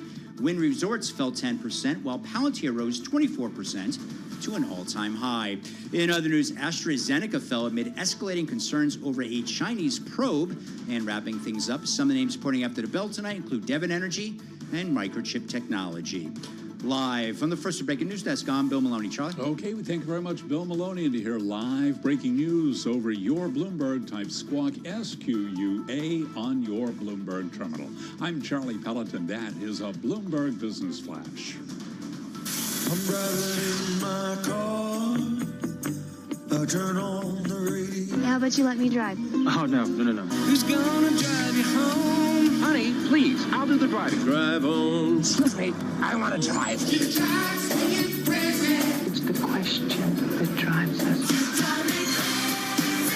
This is the Drive to the Close. That funky music will drive us till the dawn. On Bloomberg Radio. All right, everybody, about 18 minutes to go until we wrap up the trade on this election day 2024. And we see stocks up. We were just talking about it with our Bill Maloney that, kind of seen a little bit of a Trump trade in terms of stocks up. We've seen crypto up. We've seen, a trade where the markets have moved when there are expectations of a Donald Trump second term in the White House. So we shall see. Well, his own stock, Trump Media and Technology, this one's been bouncing around. Right now it's a little bit higher, but it's been off, it's been higher, it's been a lot of volatility today. We've even seen the stock halted in terms of trading a couple times. So interesting day, and we'll see. And maybe this is really what a close race looks like in terms of the trade. Nobody knows anything. Nobody knows anything. Maybe Emily Rowland knows something. She's co-chief investment strategist at John Hancock Investment and Management. Emily, good to have you with us. What might tomorrow's trade look like? Oh, gosh, we're still in wait and see mode here, and we don't know how much we're going to know tomorrow. So I think, investors are still on edge. I think markets today not only reflected maybe some of that Trump trade, but today we also saw that blowout ISM services data showing up very much in expansionary territory, improvement on both the employment and the inflation front. So I think that was one thing that kind of contributed to the soft landing or no landing narrative that's been pervading markets as of late.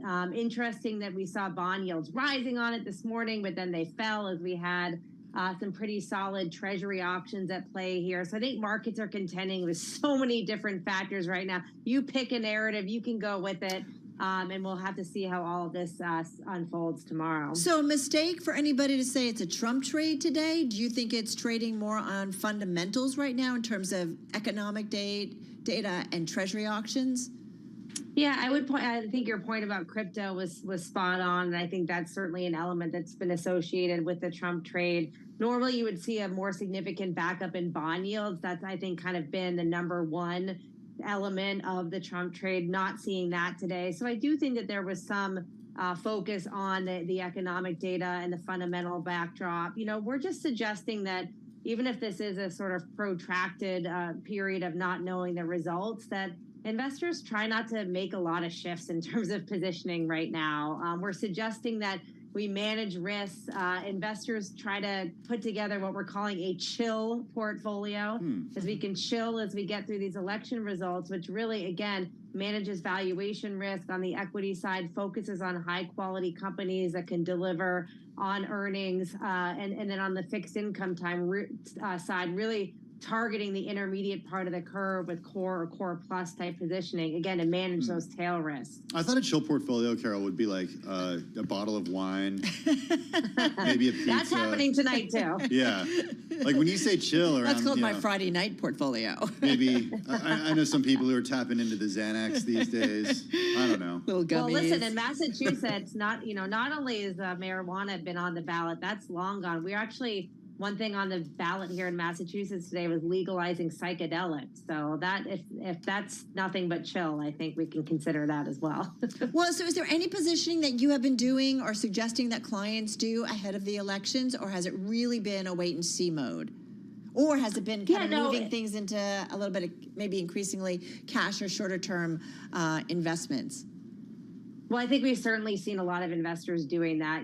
Cash piles are extremely elevated right now. That's showing us that there's not a lot of excessive optimism in the markets, which frankly is a contrarian indicator suggesting that the bull market still has some legs here. What we've been doing, again, is avoiding the tail. So if you look at, for example, U.S. large cap growth stocks, we're still overweight there, but there's significant valuation risk. The S&P 500 growth index is trading at a 53% premium to its 20-year average. So naturally, you'd want to look to the value side. The challenge there is that we just haven't seen the earnings growth.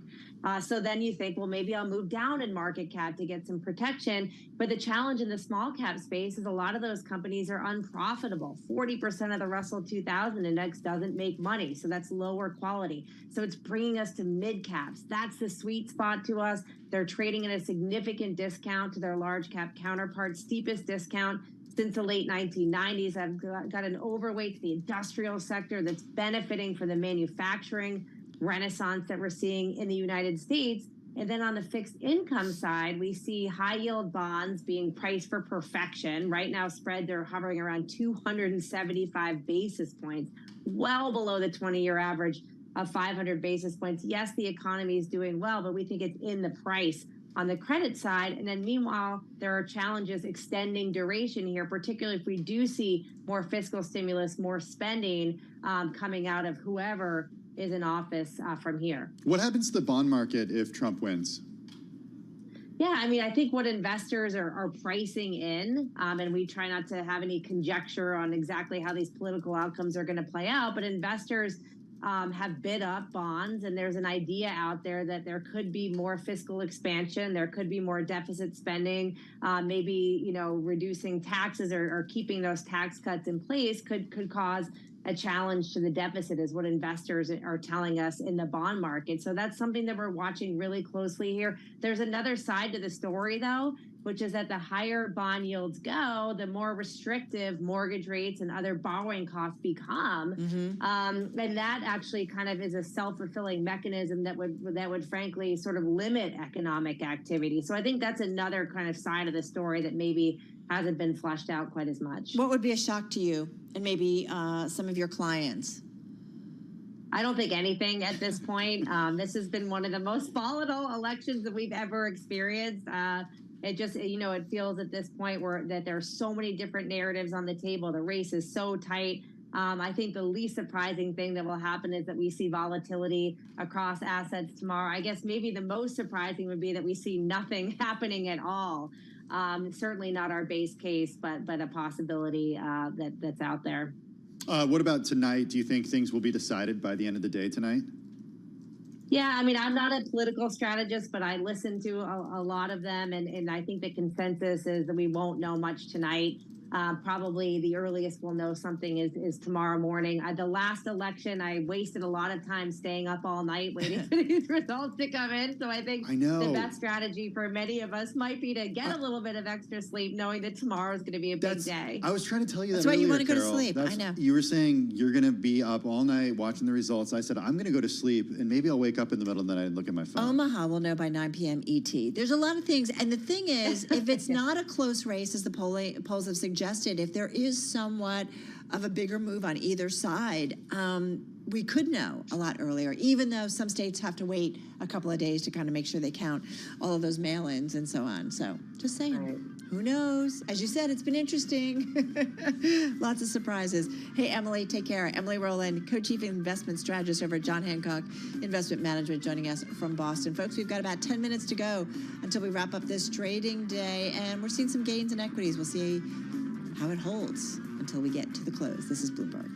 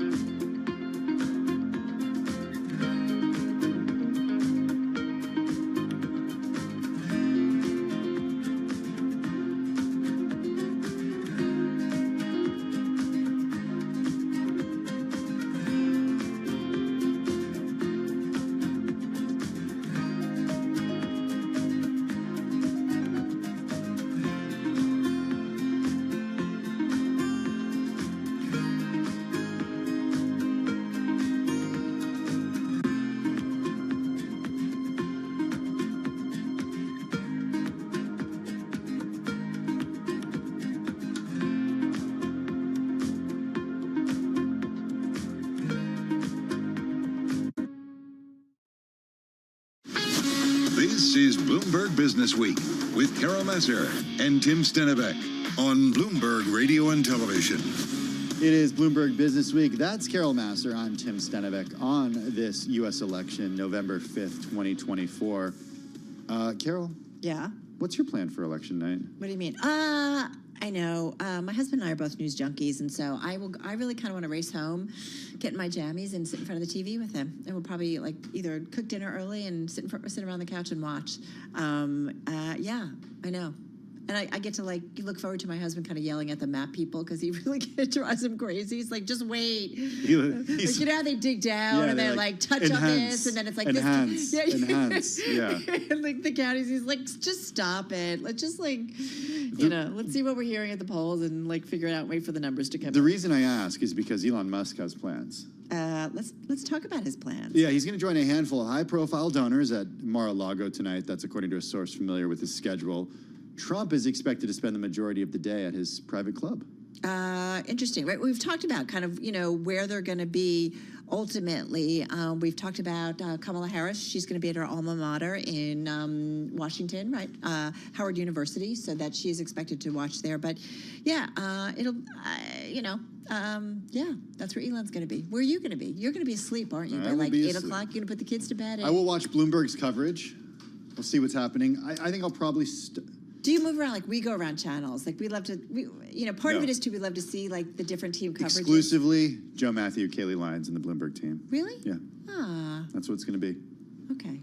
Yeah. We'll be bouncing around. I cannot believe you. Part of it is to kind of Wow. Well, some of it's what's really cool is like different contributors, and like it's really fun to hear their input sometimes. So, I believe in sampling media, so I get full coverage. Of things. Maybe I just have a more open mind. You do. That's what I've always said that about you. He has a really good open mind. He's very balanced. So I'm looking at our live blog here for the U.S. election. It's Me a too. really fantastic Where one. you going? I'm looking at just demographic changes that are happening in different states around the country. So nearly 1 in 4 Arizona voters are expected to be Latino. That's a diverse voting bloc poised to play a critical role in the outcome of presidential election in the state, as well as down ballot races. We talked to our reporter on the ground out in Phoenix who mentioned that Senate race, Carrie Lake versus Ruben Gallego. And Ruben Gallego has made Latino outreach a cornerstone of his campaign strategy in his Senate race against the former TV anchor, Carrie Lake. You really do wonder about people moving out. I've got a bunch of members in my family over the last few years have gone from being,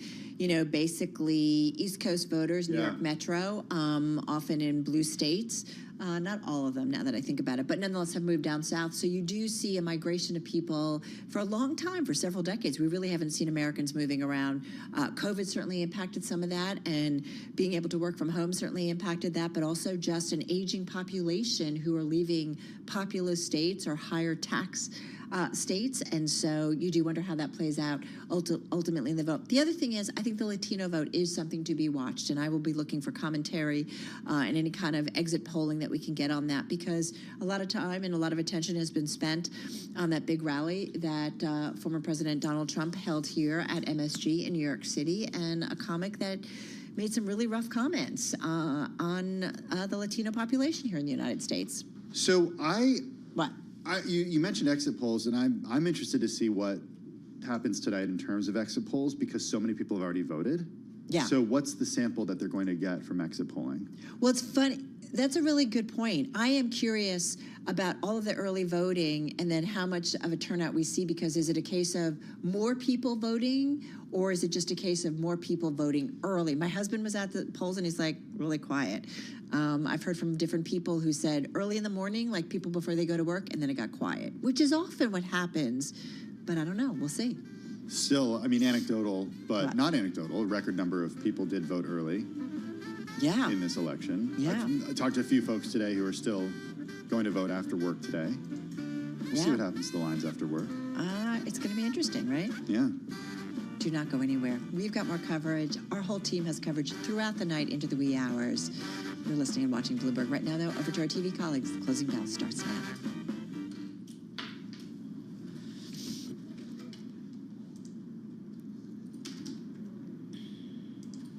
Television and Bloomberg Radio. The Closing Bell, Bloomberg's comprehensive cross-platform coverage of the U.S. market close, starts right now. We're about 2 minutes away from the end of the trading day. Scarlett Fu and Katie Greifeld here. And of course, joining us to take you through the closing bell with a global simulcast, Carol Masser and Tim Stenovic over in our radio studios. So together, we welcome our Bloomberg television, radio, and YouTube audiences. And Carol, the market is higher. The stock market certainly is. The bond market has been struggling to find direction after that 10-year bond auction. But, one thing to keep in mind is the stock market tends to rally on election day, up 9 of the last 11 election days with a median return of 0.8%. Yeah, I love that statistic from Ryan Dietrich right over at the Carson Group. I agree with you. It's how we kicked off our broadcast at 2 p.m. Wall Street time. I think that is great perspective of reminding everybody when we try to read into maybe today's trade, right? And all the prediction markets, trying to get an idea of what it says about the outcome. I think that's a really good thing. Look at the own, Trump media. I mean, that stock alone has been all over the map today. So it's hard to kind of read in the market tea leaves right now. We did see we talked to John Authors a little earlier in our program, and we asked him specifically about how to read into DJT, whether it is actually like a bellwether for how people think Trump is going to do in the election. He said, that's one that you got to kind of take out of the Trump trade because it's so detached from fundamentals. I'm glad it gave you a real answer. I feel like it's hard to read into that too seriously because we know that it's been so volatile, but big volume that we've seen in that stock. And you take a look at the broader indexes right now, not too bad when it comes to volume, pretty close to our 20-day average. People not really sitting on the sidelines right now. They're actively trading into these results. Well, and of course, we'll see how they actively trade once we get any hint of the actual outcomes from the different polls. There you have the closing bell. You're looking at gains in excess of 1% for the Dow, for the S&P, and the NASDAQ. The NASDAQ, the best performing of the three, up 1.4%. S&P 500 gaining 1.25%, and the Dow Industrials, which Matt Miller was reminding us yesterday, get some new constituents on Friday, gaining 1%. And the winner of the bunch actually is the small caps, the Russell 2000. Yeah, gaining 1.9%. I mean, these are kind of part of the Trump trade as well, right? Because they're seen as being extra sensitive to interest rate cuts, certainly, but also protectionist measures would benefit them. Ah, so interesting, right? All right, so going back to the big caps, guys, yeah, it's pretty broad-based in terms of the rally. 443 names in the S&P 500 to the upside, only about 60 names to the downside, Katie. All right, let's take a look at the sector level, and I have a lot of good news. You have every sector in the green right now. It's unless you're shorting the market. That's true. Then you're probably not having a good time, but I feel like you haven't been having a good time for a long time. In any case, you take a look at the sector level, leading your way higher. You have the discretionary names, a real risk-on day on our hands. Industrials, utilities, also some of your biggest gainers. What's not doing so well, your laggards on the day, materials and energy, of course. And by the way, guys, we have an election today. We also have earnings season. Let's talk about Lumen Technologies. This is an interesting one. This stock has been absolutely on fire.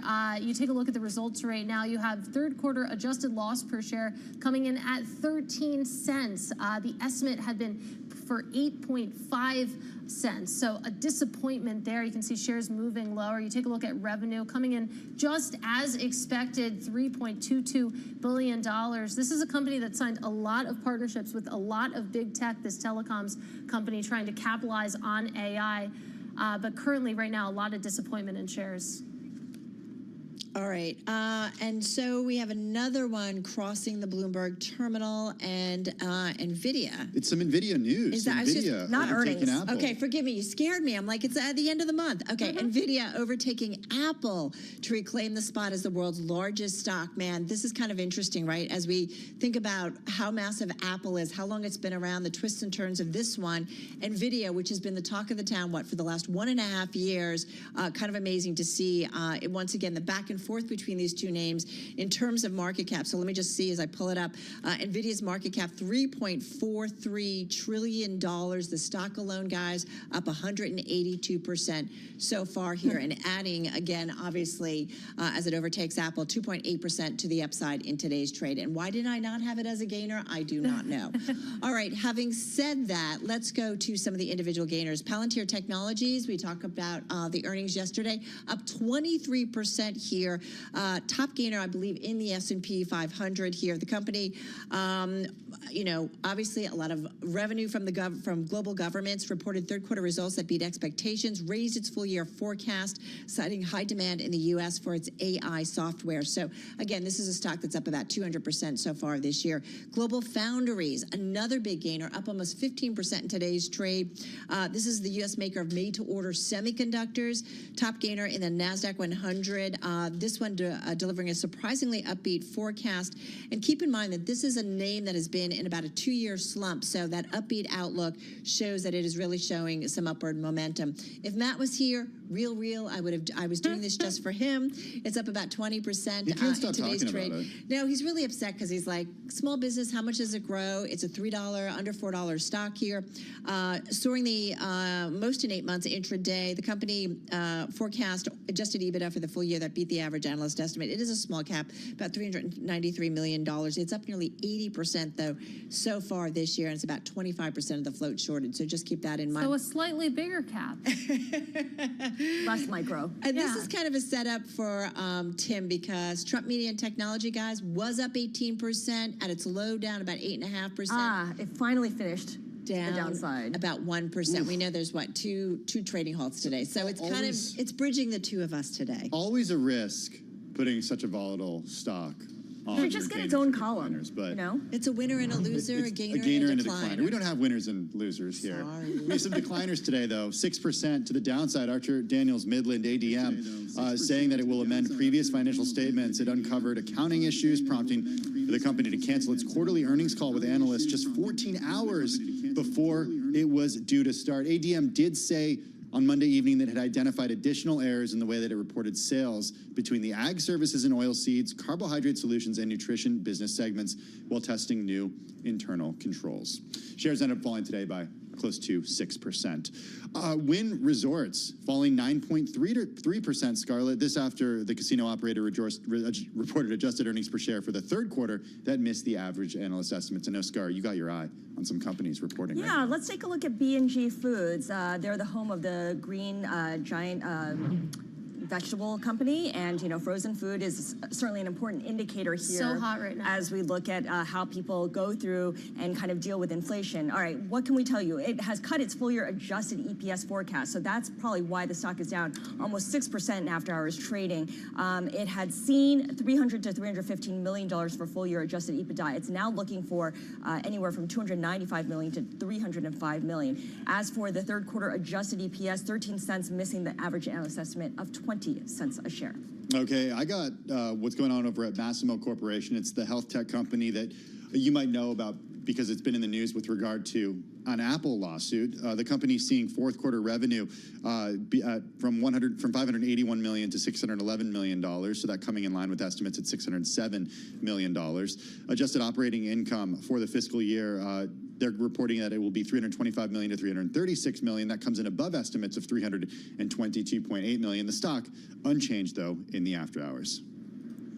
All right, let me just pick up what's going on in yields, because it's been an interesting story, right? You had the better than expected services number, which came in, and that sent treasuries down, pushing yields up. And that kind of was the story until we got the 1 p.m. bond auction. $42 billion of 10-year notes sold, decent demand, and things have flipped around a little bit here.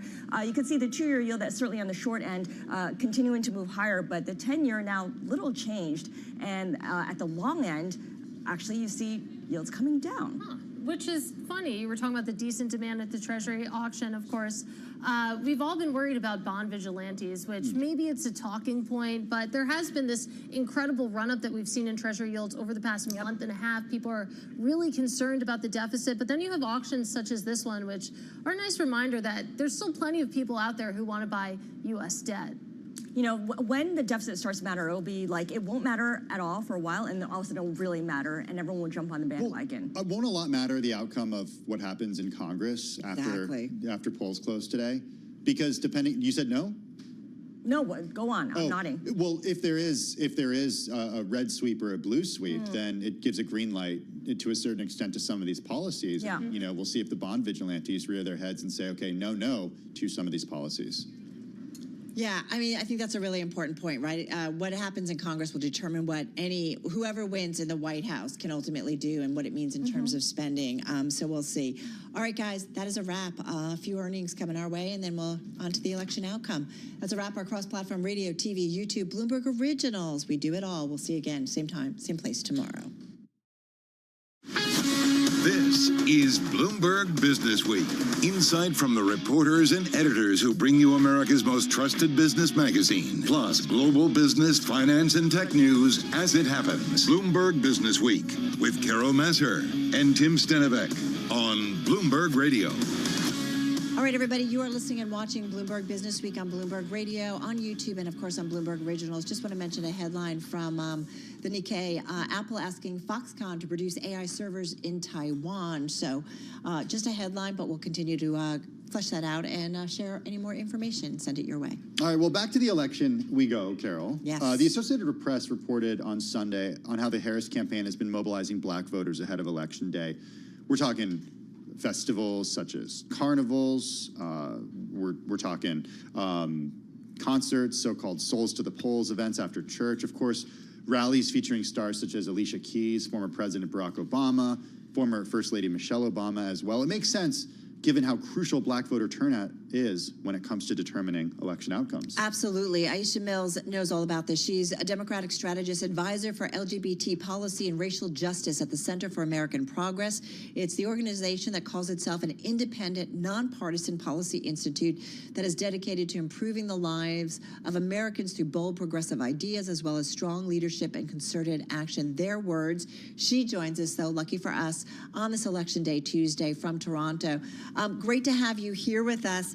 The black vote, what is it that we need to understand about the black vote on this Tuesday afternoon here in 2024? Well, thank you so much for having me. The black vote certainly has always been consequential and critical in America so long as we have had it, because people should remember that we've only been enfranchised since the late 60s, since 1965 Voting Rights Act. But for Democrats, surely you do see that black women in particular, over 90% of them vote for the Democrat all the time, and you see over 85% of black men voting for the Democrat. And that is meaningful because as 14% of the American population, that's a significant voting bloc. So that is why you see, the parties go after constituencies generally, and certainly they're always there for the Democrats. Well, are they always there for the Democrats? Because let's go back to what Vice President Kamala Harris said back in September from the National Association of Black Journalists. I think it's very important to not operate from the assumption that black men are in anybody's pocket. Black men are like any other voting group. You got to earn their vote. So I'm working to earn the vote, not assuming I'm going to have it because I am black. That was Vice President Kamala Harris back in September at the National Association of Black Journalists event. Aisha, does, in your view, did the Vice President earn the vote? Absolutely. I mean, and here's the thing, is that she has been earning everybody's vote. This has been the most truncated and yet flawless campaign of any presidential candidate in modern history in terms of the outreach to various communities and being able to juggle it all at one time. Kamala Harris put forth an agenda for black men that is a very specific policy agenda and platform that she created as she went around the country listening, frankly, to their concerns and the things that they've been frustrated with about America, about the economy, and certainly about the party itself. So she did put together a black male agenda that people are responding well to, that has it has so much in it. A lot of it has to do with supporting entrepreneurs, with tax breaks and funding, as well as money for housing, being able to get your first mortgage, child tax credits, which help anybody support their household. So she's going around and she's listening to what those issues are. And the number one thing that black men have said is that nobody listens to us. Yeah. And so Kamala has certainly earned their respect in that regard. All right, so if they're listening so much, then why was it that America's first black president, Barack Obama, basically lectured black men in that speech back in, what was it, a few months ago or last month? A few weeks ago, yeah. A few weeks ago in Pittsburgh. Why did he need to lecture them then? Well, I think that lecture is an opinion that, people outside of the black community don't get to make about our community. But certainly when you're having a personal conversation that is within family, he was having a conversation with them and giving them, frankly, a permission structure to show up and to support Kamala Harris in a way that they didn't have one before. Let's remember that black men specifically only elected Joe Biden, about 87% of them. So they're not voting for the Democrat in as high a numbers as black women are. And the conversations that you hear from them in barbershops all over, the country and other places where black men feel comfortable with one another is that they're concerned about criminal justice policies. And they didn't know much about Kamala Harris, who was the Attorney General and thereby the top law enforcement officer in California. That was concerning for them. They also are deeply concerned about their pockets and their jobs and not hearing enough about about that. And so, you know, the conversation that the president is having with black men is like, listen, we know what your issues are. You need to hear what she has to say about them, more so than attempting to suggest, which we, you know, reject the idea that black men are somehow misogynistic or, you know, not interested in supporting the woman. That's not necessarily what it is. So the coverage then, and forgive me for my use of word if it was not a good one, but I mean, so then was it the media coverage in terms of they covered Barack Obama that was wrong? Well, listen, I'll be the first one to tell you, as someone who is unbought and unbossed by any media network, that I think the media gets it wrong most of the time. The media gave us Donald Trump, which was quite the conundrum and disaster, because it's always fun to narrate a story that is salacious. And right? I would say not all media gave the world Donald Trump. Sure, absolutely, and I totally would agree with you. Like I said, you know, so I certainly will critique the media in this sense. I think we chase headlines and we look for opposition narratives because it feels like something that people will want to tune into and, you know, get us clickbait. I think at the end of the day, though, here's what we should be watching and what we should be covering, is what the turnout is going to look like this go-round with regards to all constituent communities. I, frankly, am watching the Latino community. I was just in Allentown, Pennsylvania yesterday for the Harris rally there, reaching out to Puerto Rican voters and hearing from local officials on the ground who were sharing that, you know, there's a significant Hispanic population that is with Donald Trump, but with these remarks that were made, denigrating Puerto Rico just a week, within the last week, really turned a lot of people off. And if you look at my Instagram right now, I actually had a really moving, powerful conversation with a staunch Republican Puerto Rican voter. He is originally from Lancaster, Pennsylvania, and is shocked as anybody that he's actually casting his ballot for Kamala Harris today, specifically because of how hurt and disgusted he feels with Trump and the party for those comments. And he, in his own words, did an interview with us and had a whole conversation about it that I have posted for you all to watch. So there's many different, you know, angles here. This is really the gender divide that we're seeing playing out from a constituent perspective in this election that we all should be looking at as well. So you sound Women very are going to win this. You sound very confident, and I'm curious if that is the case. Why do you think the polls have shown that this is such a close race, but you're so confident that you think it will go toward Harris? Yeah, so here's the thing. I mean, like, let's not have short, you know, memories. America is bifurcated, right? No one is ever going to win a presidential election again in America that is a runaway train, right? It's always going to be within, you know, best 3 to 5 percentage points, which technically is nothing. But generally speaking, we're neck and neck, 1-2 percentage points at any point in time, just because of how the population is here in the United States. So I am feeling confident because, like I said, the Harris campaign has run a completely flawless campaign, free of any gaffes or missteps. You couldn't expect a candidate to jump in it at such a late date and be able to execute and to continue, not only galvanize the hearts and minds and enthusiasm of Americans, but maintain that momentum over time. There has never been a dip. And so if anything that makes me confident in a very, very, very tough and tight election cycle is that that's the campaign that has had ongoing, sustained momentum that has not been shaken, even in the truncated nature of her campaign. Aisha, so appreciate getting some time with you and your insight. Aisha Mills, she's advisor for LGBT policy and racial justice at the Center for American Progress, also a Democratic strategist, joining us from Toronto. Just a quick check, Supermicro crossing earnings, stock down in the aftermarket. The company's seeing second quarter net sales 5.5 to 6.1 billion. The street estimate was for 6.79 billion, and we're seeing the stock sell off.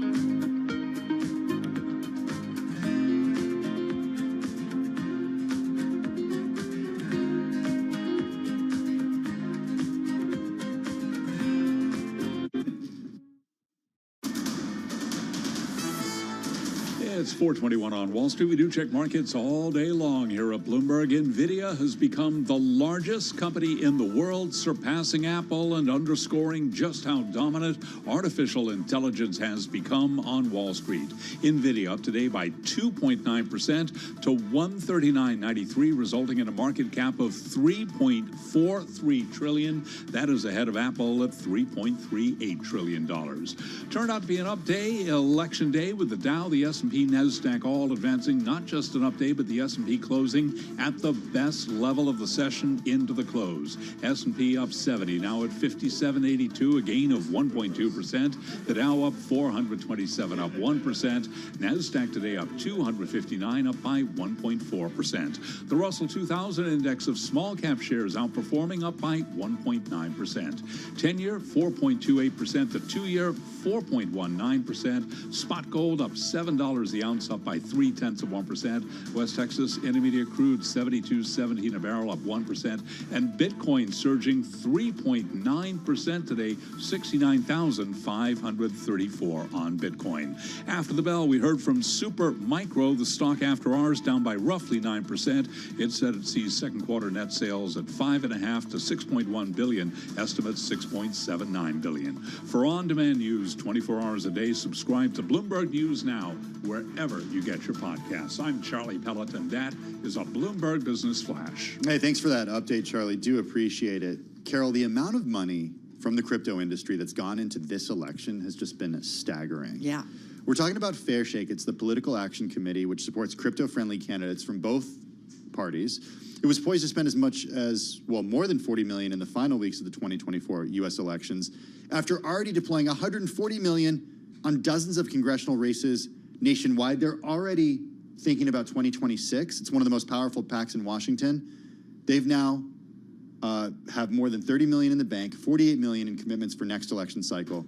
Yeah, we're talking about the 2026 midterms already. Yeah, it's not like there's something at stake, although we know there is. And we know that crypto has certainly been something that has come up among the presidential candidates. Stephen McClurg is CEO at the digital asset-focused investment firm Canary Capital. And Ken? Close enough. Yeah. Okay, thank you. Arad, I wanted to say it correctly, or I wanted you to, is co-founder and chief experience officer at Solidus Labs, which calls itself, quote, first crypto native security and compliance hub tailored for digital assets. We talk a lot about crypto, Tim and I do, both joining us here in our Bloomberg Interactive Broker studio. Let me ask, Stephen, let me start with you in terms of you guys are digitally asset, you're investing. How are you thinking about the elections and the election outcome? And it's not just elections, but potentially congressional elections that might have some thoughts in terms of regulatory oversight and in terms of where crypto goes. How are you thinking about the outcomes? Yeah, no, thank you. And thanks for having us. Well, first of all, I do believe that the congressional races are going to be more important than the presidential races this time, because right now the Senate, if the Senate changes and the Senate begins to support crypto, particularly the Senate Banking Committee, right? That's the most important thing right now. We could see a thriving crypto industry in the U.S. if we get some changes in the Senate. Congress is already supportive, or the House is already supportive. We just need to get the Senate supportive as well. Ken, I'm going to get to you in a second, but I want to follow up, Stephen, with you for a minute.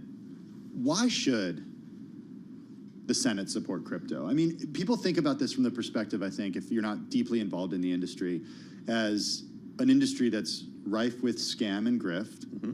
There are people behind bars right now as a result of some of these scams and grift.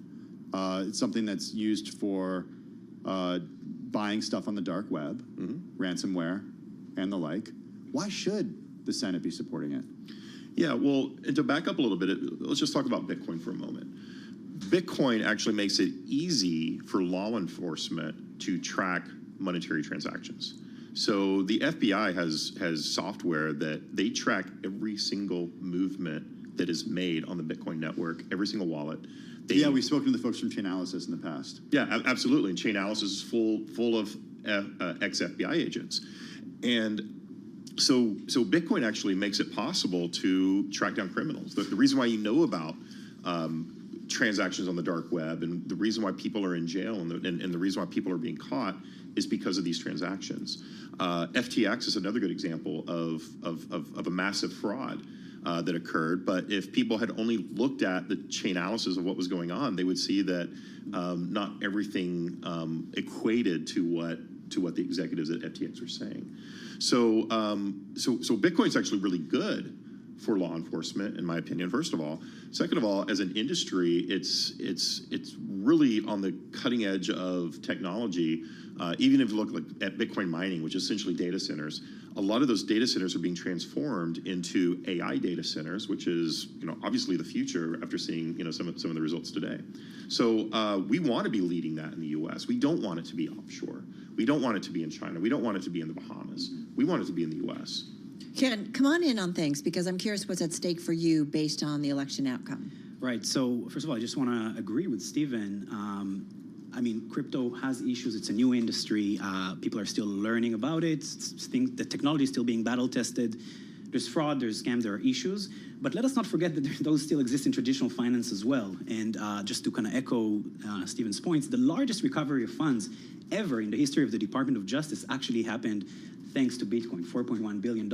It was the Bitfinex hack that a few years later they were able to trace it despite thousands of transactions. So there are issues. There are also a lot of opportunities. And I think today most law enforcement, I agree with Stephen, you'd speak with, would tell you that it actually, in a lot of ways provides opportunities to make finance safer, automatically detect scams, et How cetera. does it stay true to what it's supposed to be? Kind of something that is not part of the traditional establishment with so many different hands and layers in it. So how does it stay true to that, but then get the proper transparency and regulatory oversight that many would say is necessary that the traditional financial system has already? The traditional financial system has, and yet, once every few years, we have a Madoff or we have a Lehman Brothers, like just to say, wherever there's money to make, some people would probably make some bad decisions and hurt others. But, first of all, one of the fundamental ideas of an asset like Bitcoin, no government can print it. So, that's a really important fundamental idea, as an inflation hedge, et cetera. You can, even today, working with centralized companies, they can support you in setting up a wallet that is yours and they cannot control. So there are a lot of different ways in which this allows people already to control their money better.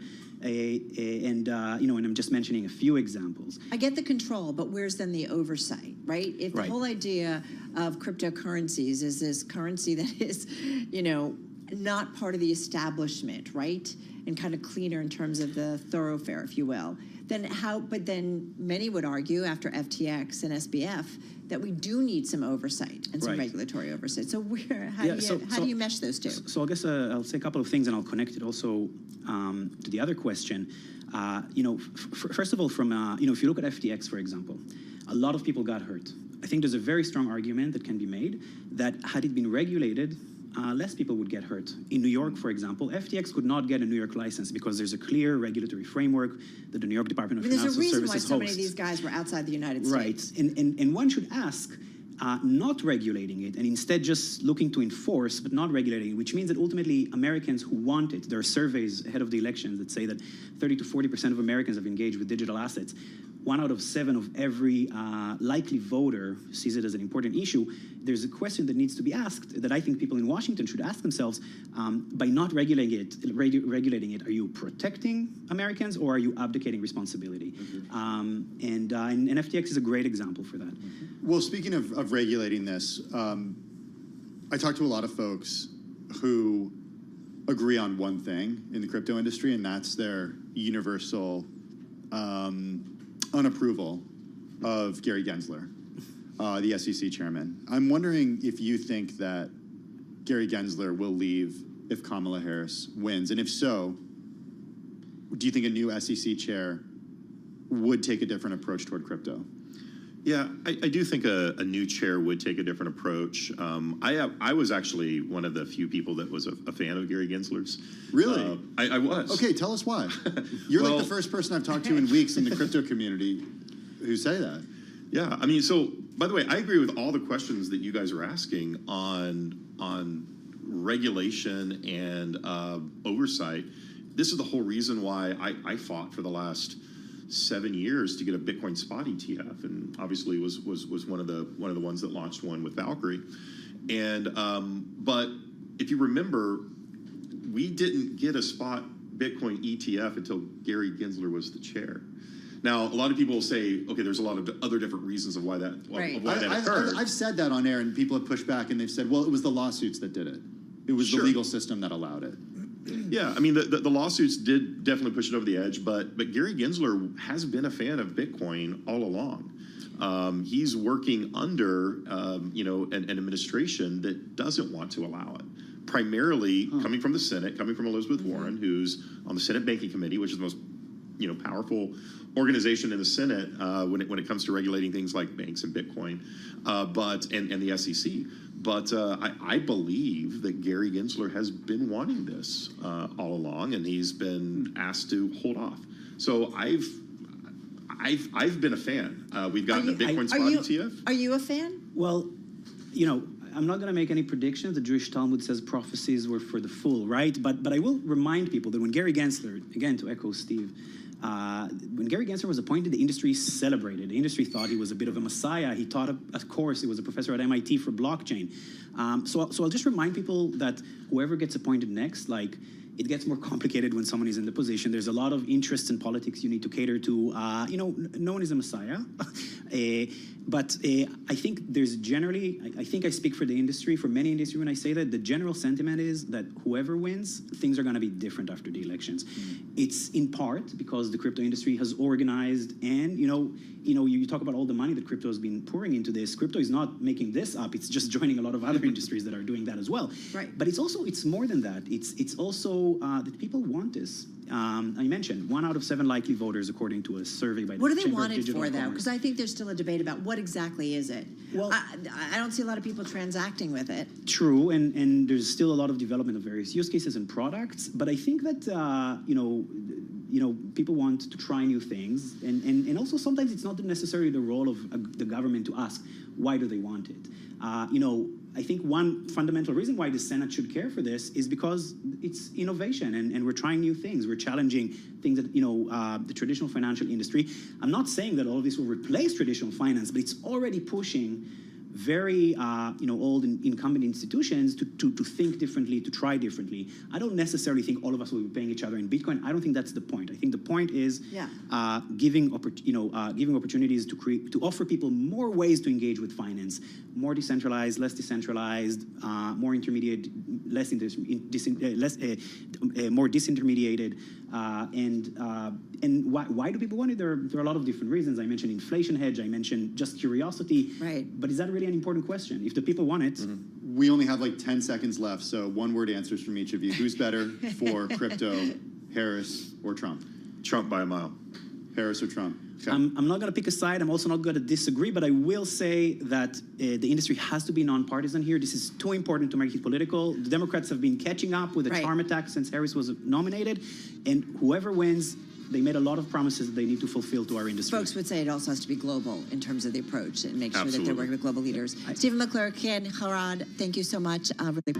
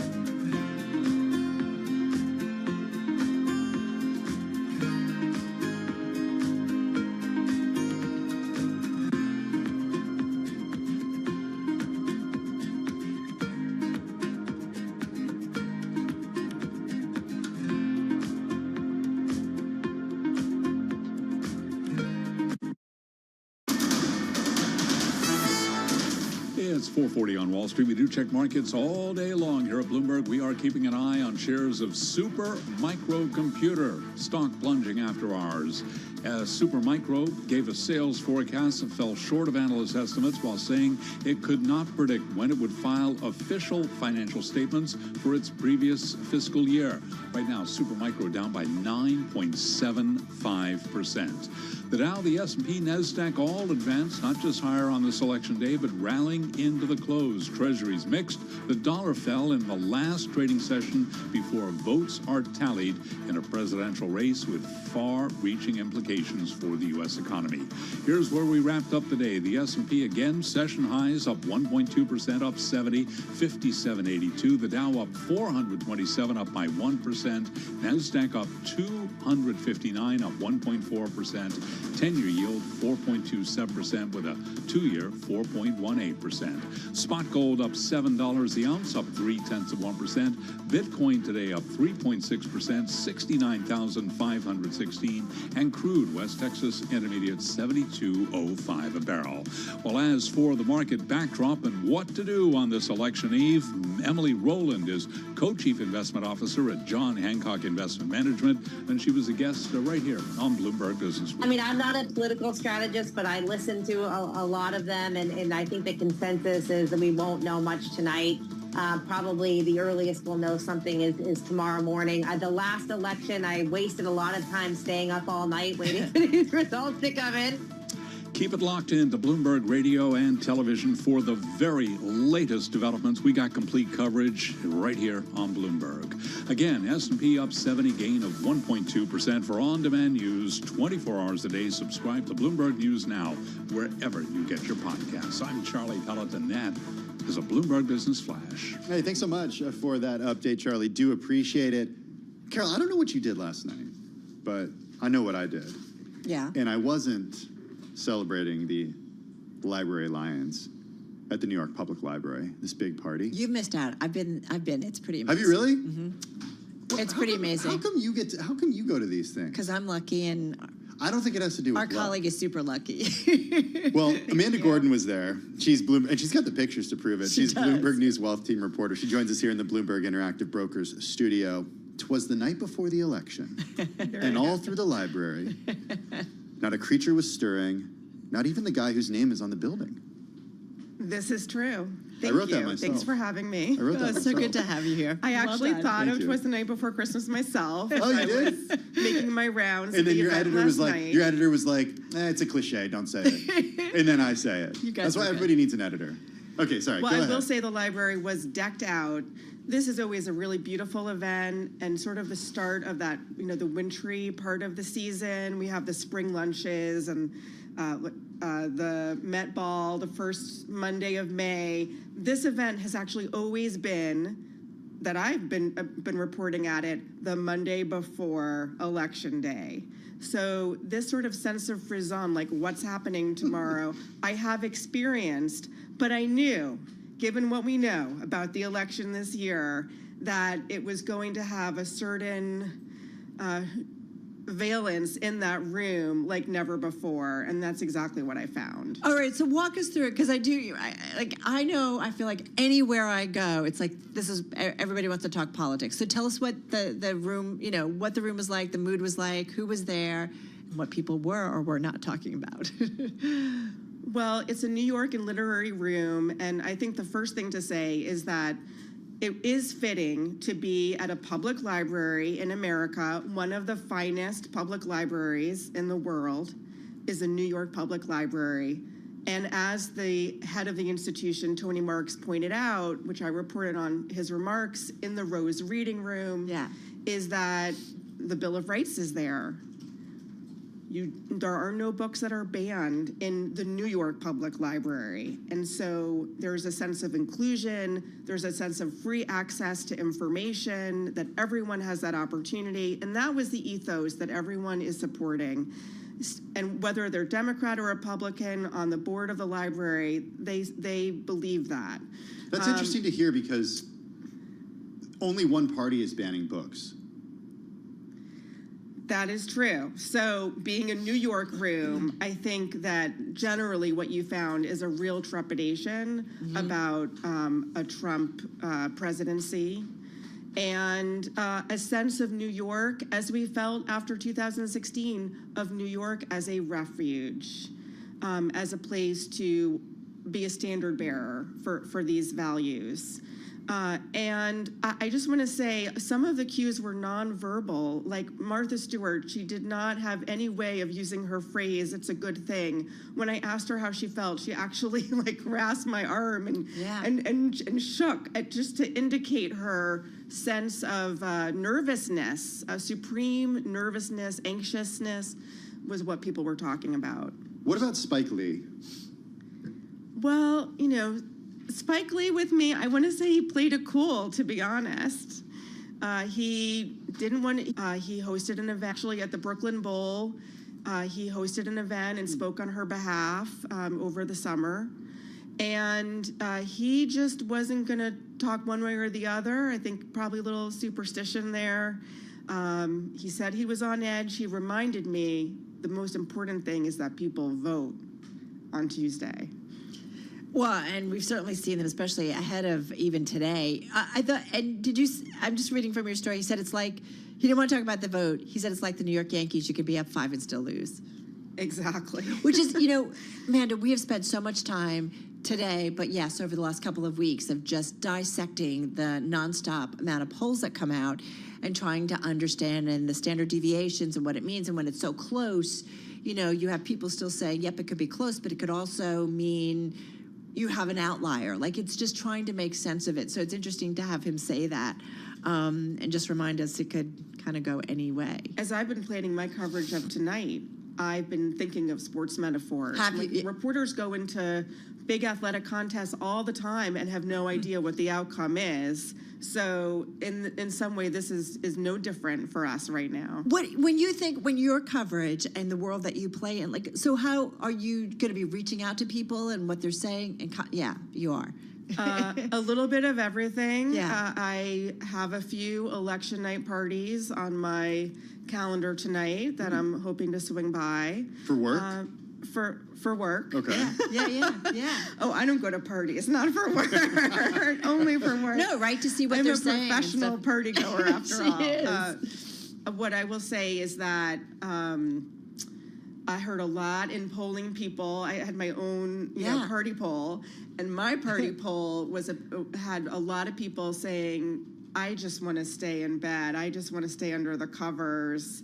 Or I'm flying to London. I'm going to be in Abu Dhabi. Like, I'm just tossing it. I'm not going to deal with this. Perhaps that's a good segue to talk about Steve Schwartzman, whose name is on the building at the New York Public Library. If you've been there, everybody's seen it. He's a Donald Trump supporter. Ray McGuire is a Kamala Harris supporter. Neither of them were there. It's surprising that Steve Schwartzman wasn't there, given his involvement in the library.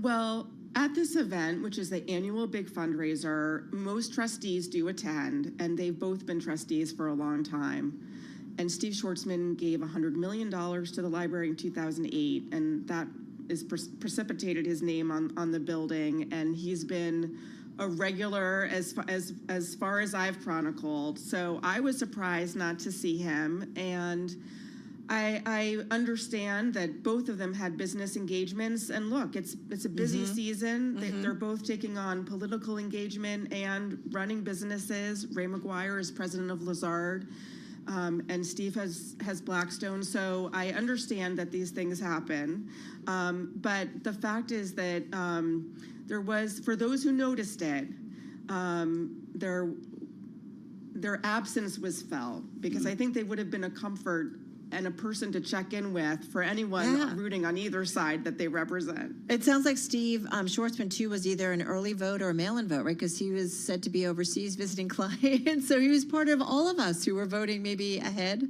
That is correct. That is correct. There was a lot of us doing that. So we got a little information there. Great stuff as always. Look forward to what you report out this evening as we continue to expect this to kind of go into the wee hours and potentially over the next couple of days. Amanda, thank you. Really appreciate it. Amanda Gordon, she's Bloomberg News Wealth Team reporter. Be sure to check her out on the Bloomberg and on X at Amanda Gordon. All right, when we come back, the key battleground state, I think I can say it, Pennsylvania.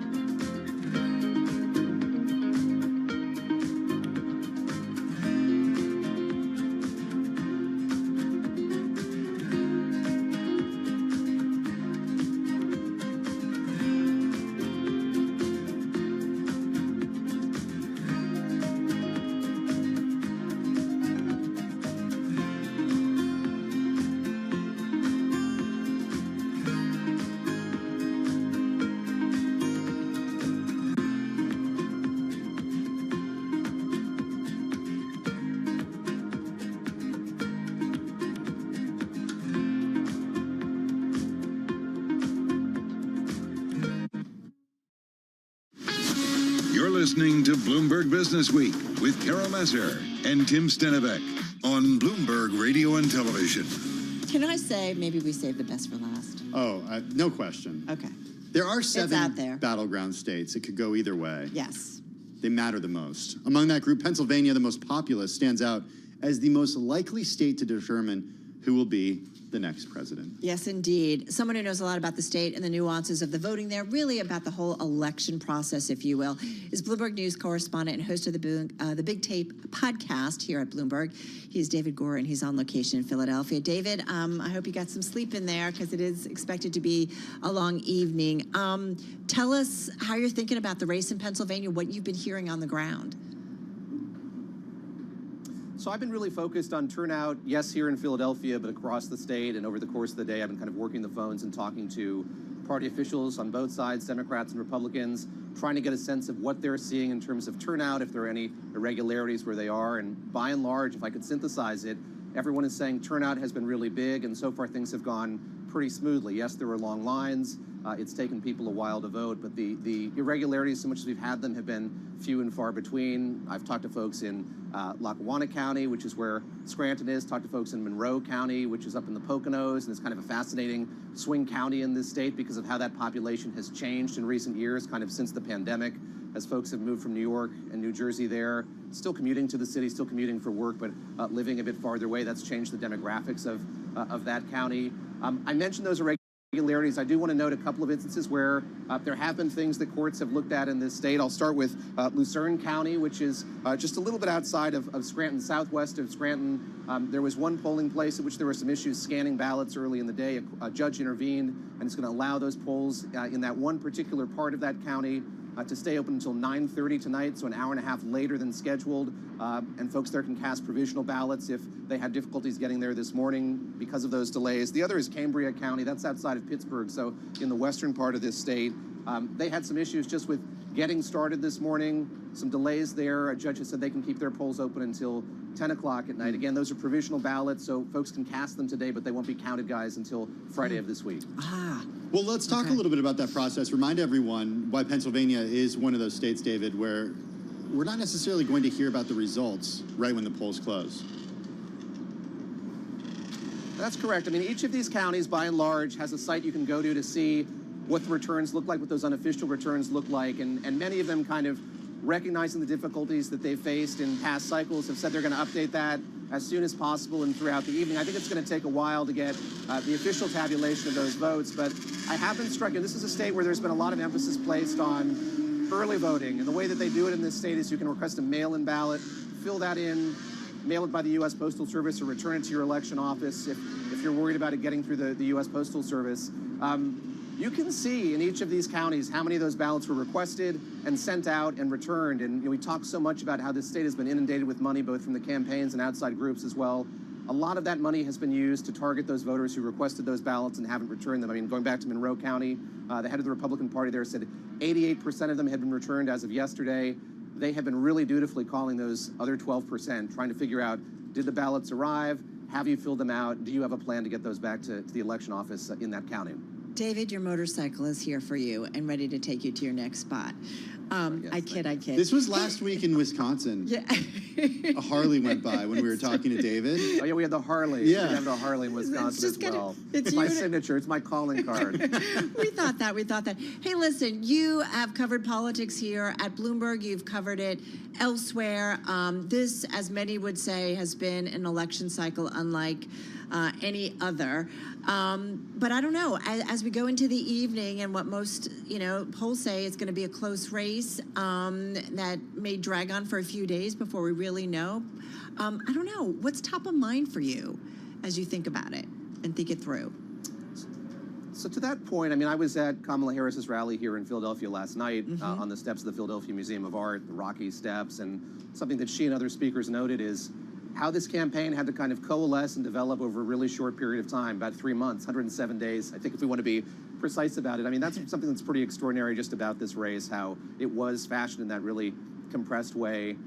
You mentioned the challenges that we might see. I think both parties, both campaigns have really been focused on how they're going to mount those legal challenges should they do it. There are legions of lawyers in this state and others kind of ready to pounce on any irregularities or issues that might arise. And I think that's front of mind for me, is just to see sort of how this plays out, maybe not tonight, but in the days and the weeks to come, sort of what they seize on, how they work their way through the courts, and how they deploy those lawyers that they have at their disposal. I mean, I will say, everyone with whom I talked here is exhausted about the level of outreach and how long this has lasted. And it's very hopeful, I'd say to both of you as well, that this is done in kind of an efficient and clean way, that there aren't these kind of issues that leave a lot of ambiguity in the weeks to come. So I think we can all hope for that things went according to plan. Everyone had a chance to vote who wanted to vote and was able to vote. And we're not going to see the kind of acrimony that we've seen in past cycles. Yeah, it's interesting. I mean, I felt like my process was pretty easy, even though it was an hour wait, but everybody was cool, calm, and collected, and it was really organized. So it was kind of neat to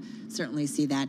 Hey, listen, good luck tonight. We'll be watching, and really appreciate all your insight and coverage as always. Our David Gora, Bloomberg News correspondent, host of the Bloomberg Big Take podcast there in Philadelphia. All right, that's going to do it for our 3-hour edition of Bloomberg Business Week on this Election Day, Tuesday, November 5th. Our in-depth evening coverage of the U.S. elections beginning right now. We've got an extended 2-hour balance of power with Joe Matthew and Kelly Lines, and that leads up to our Bloomberg team coverage of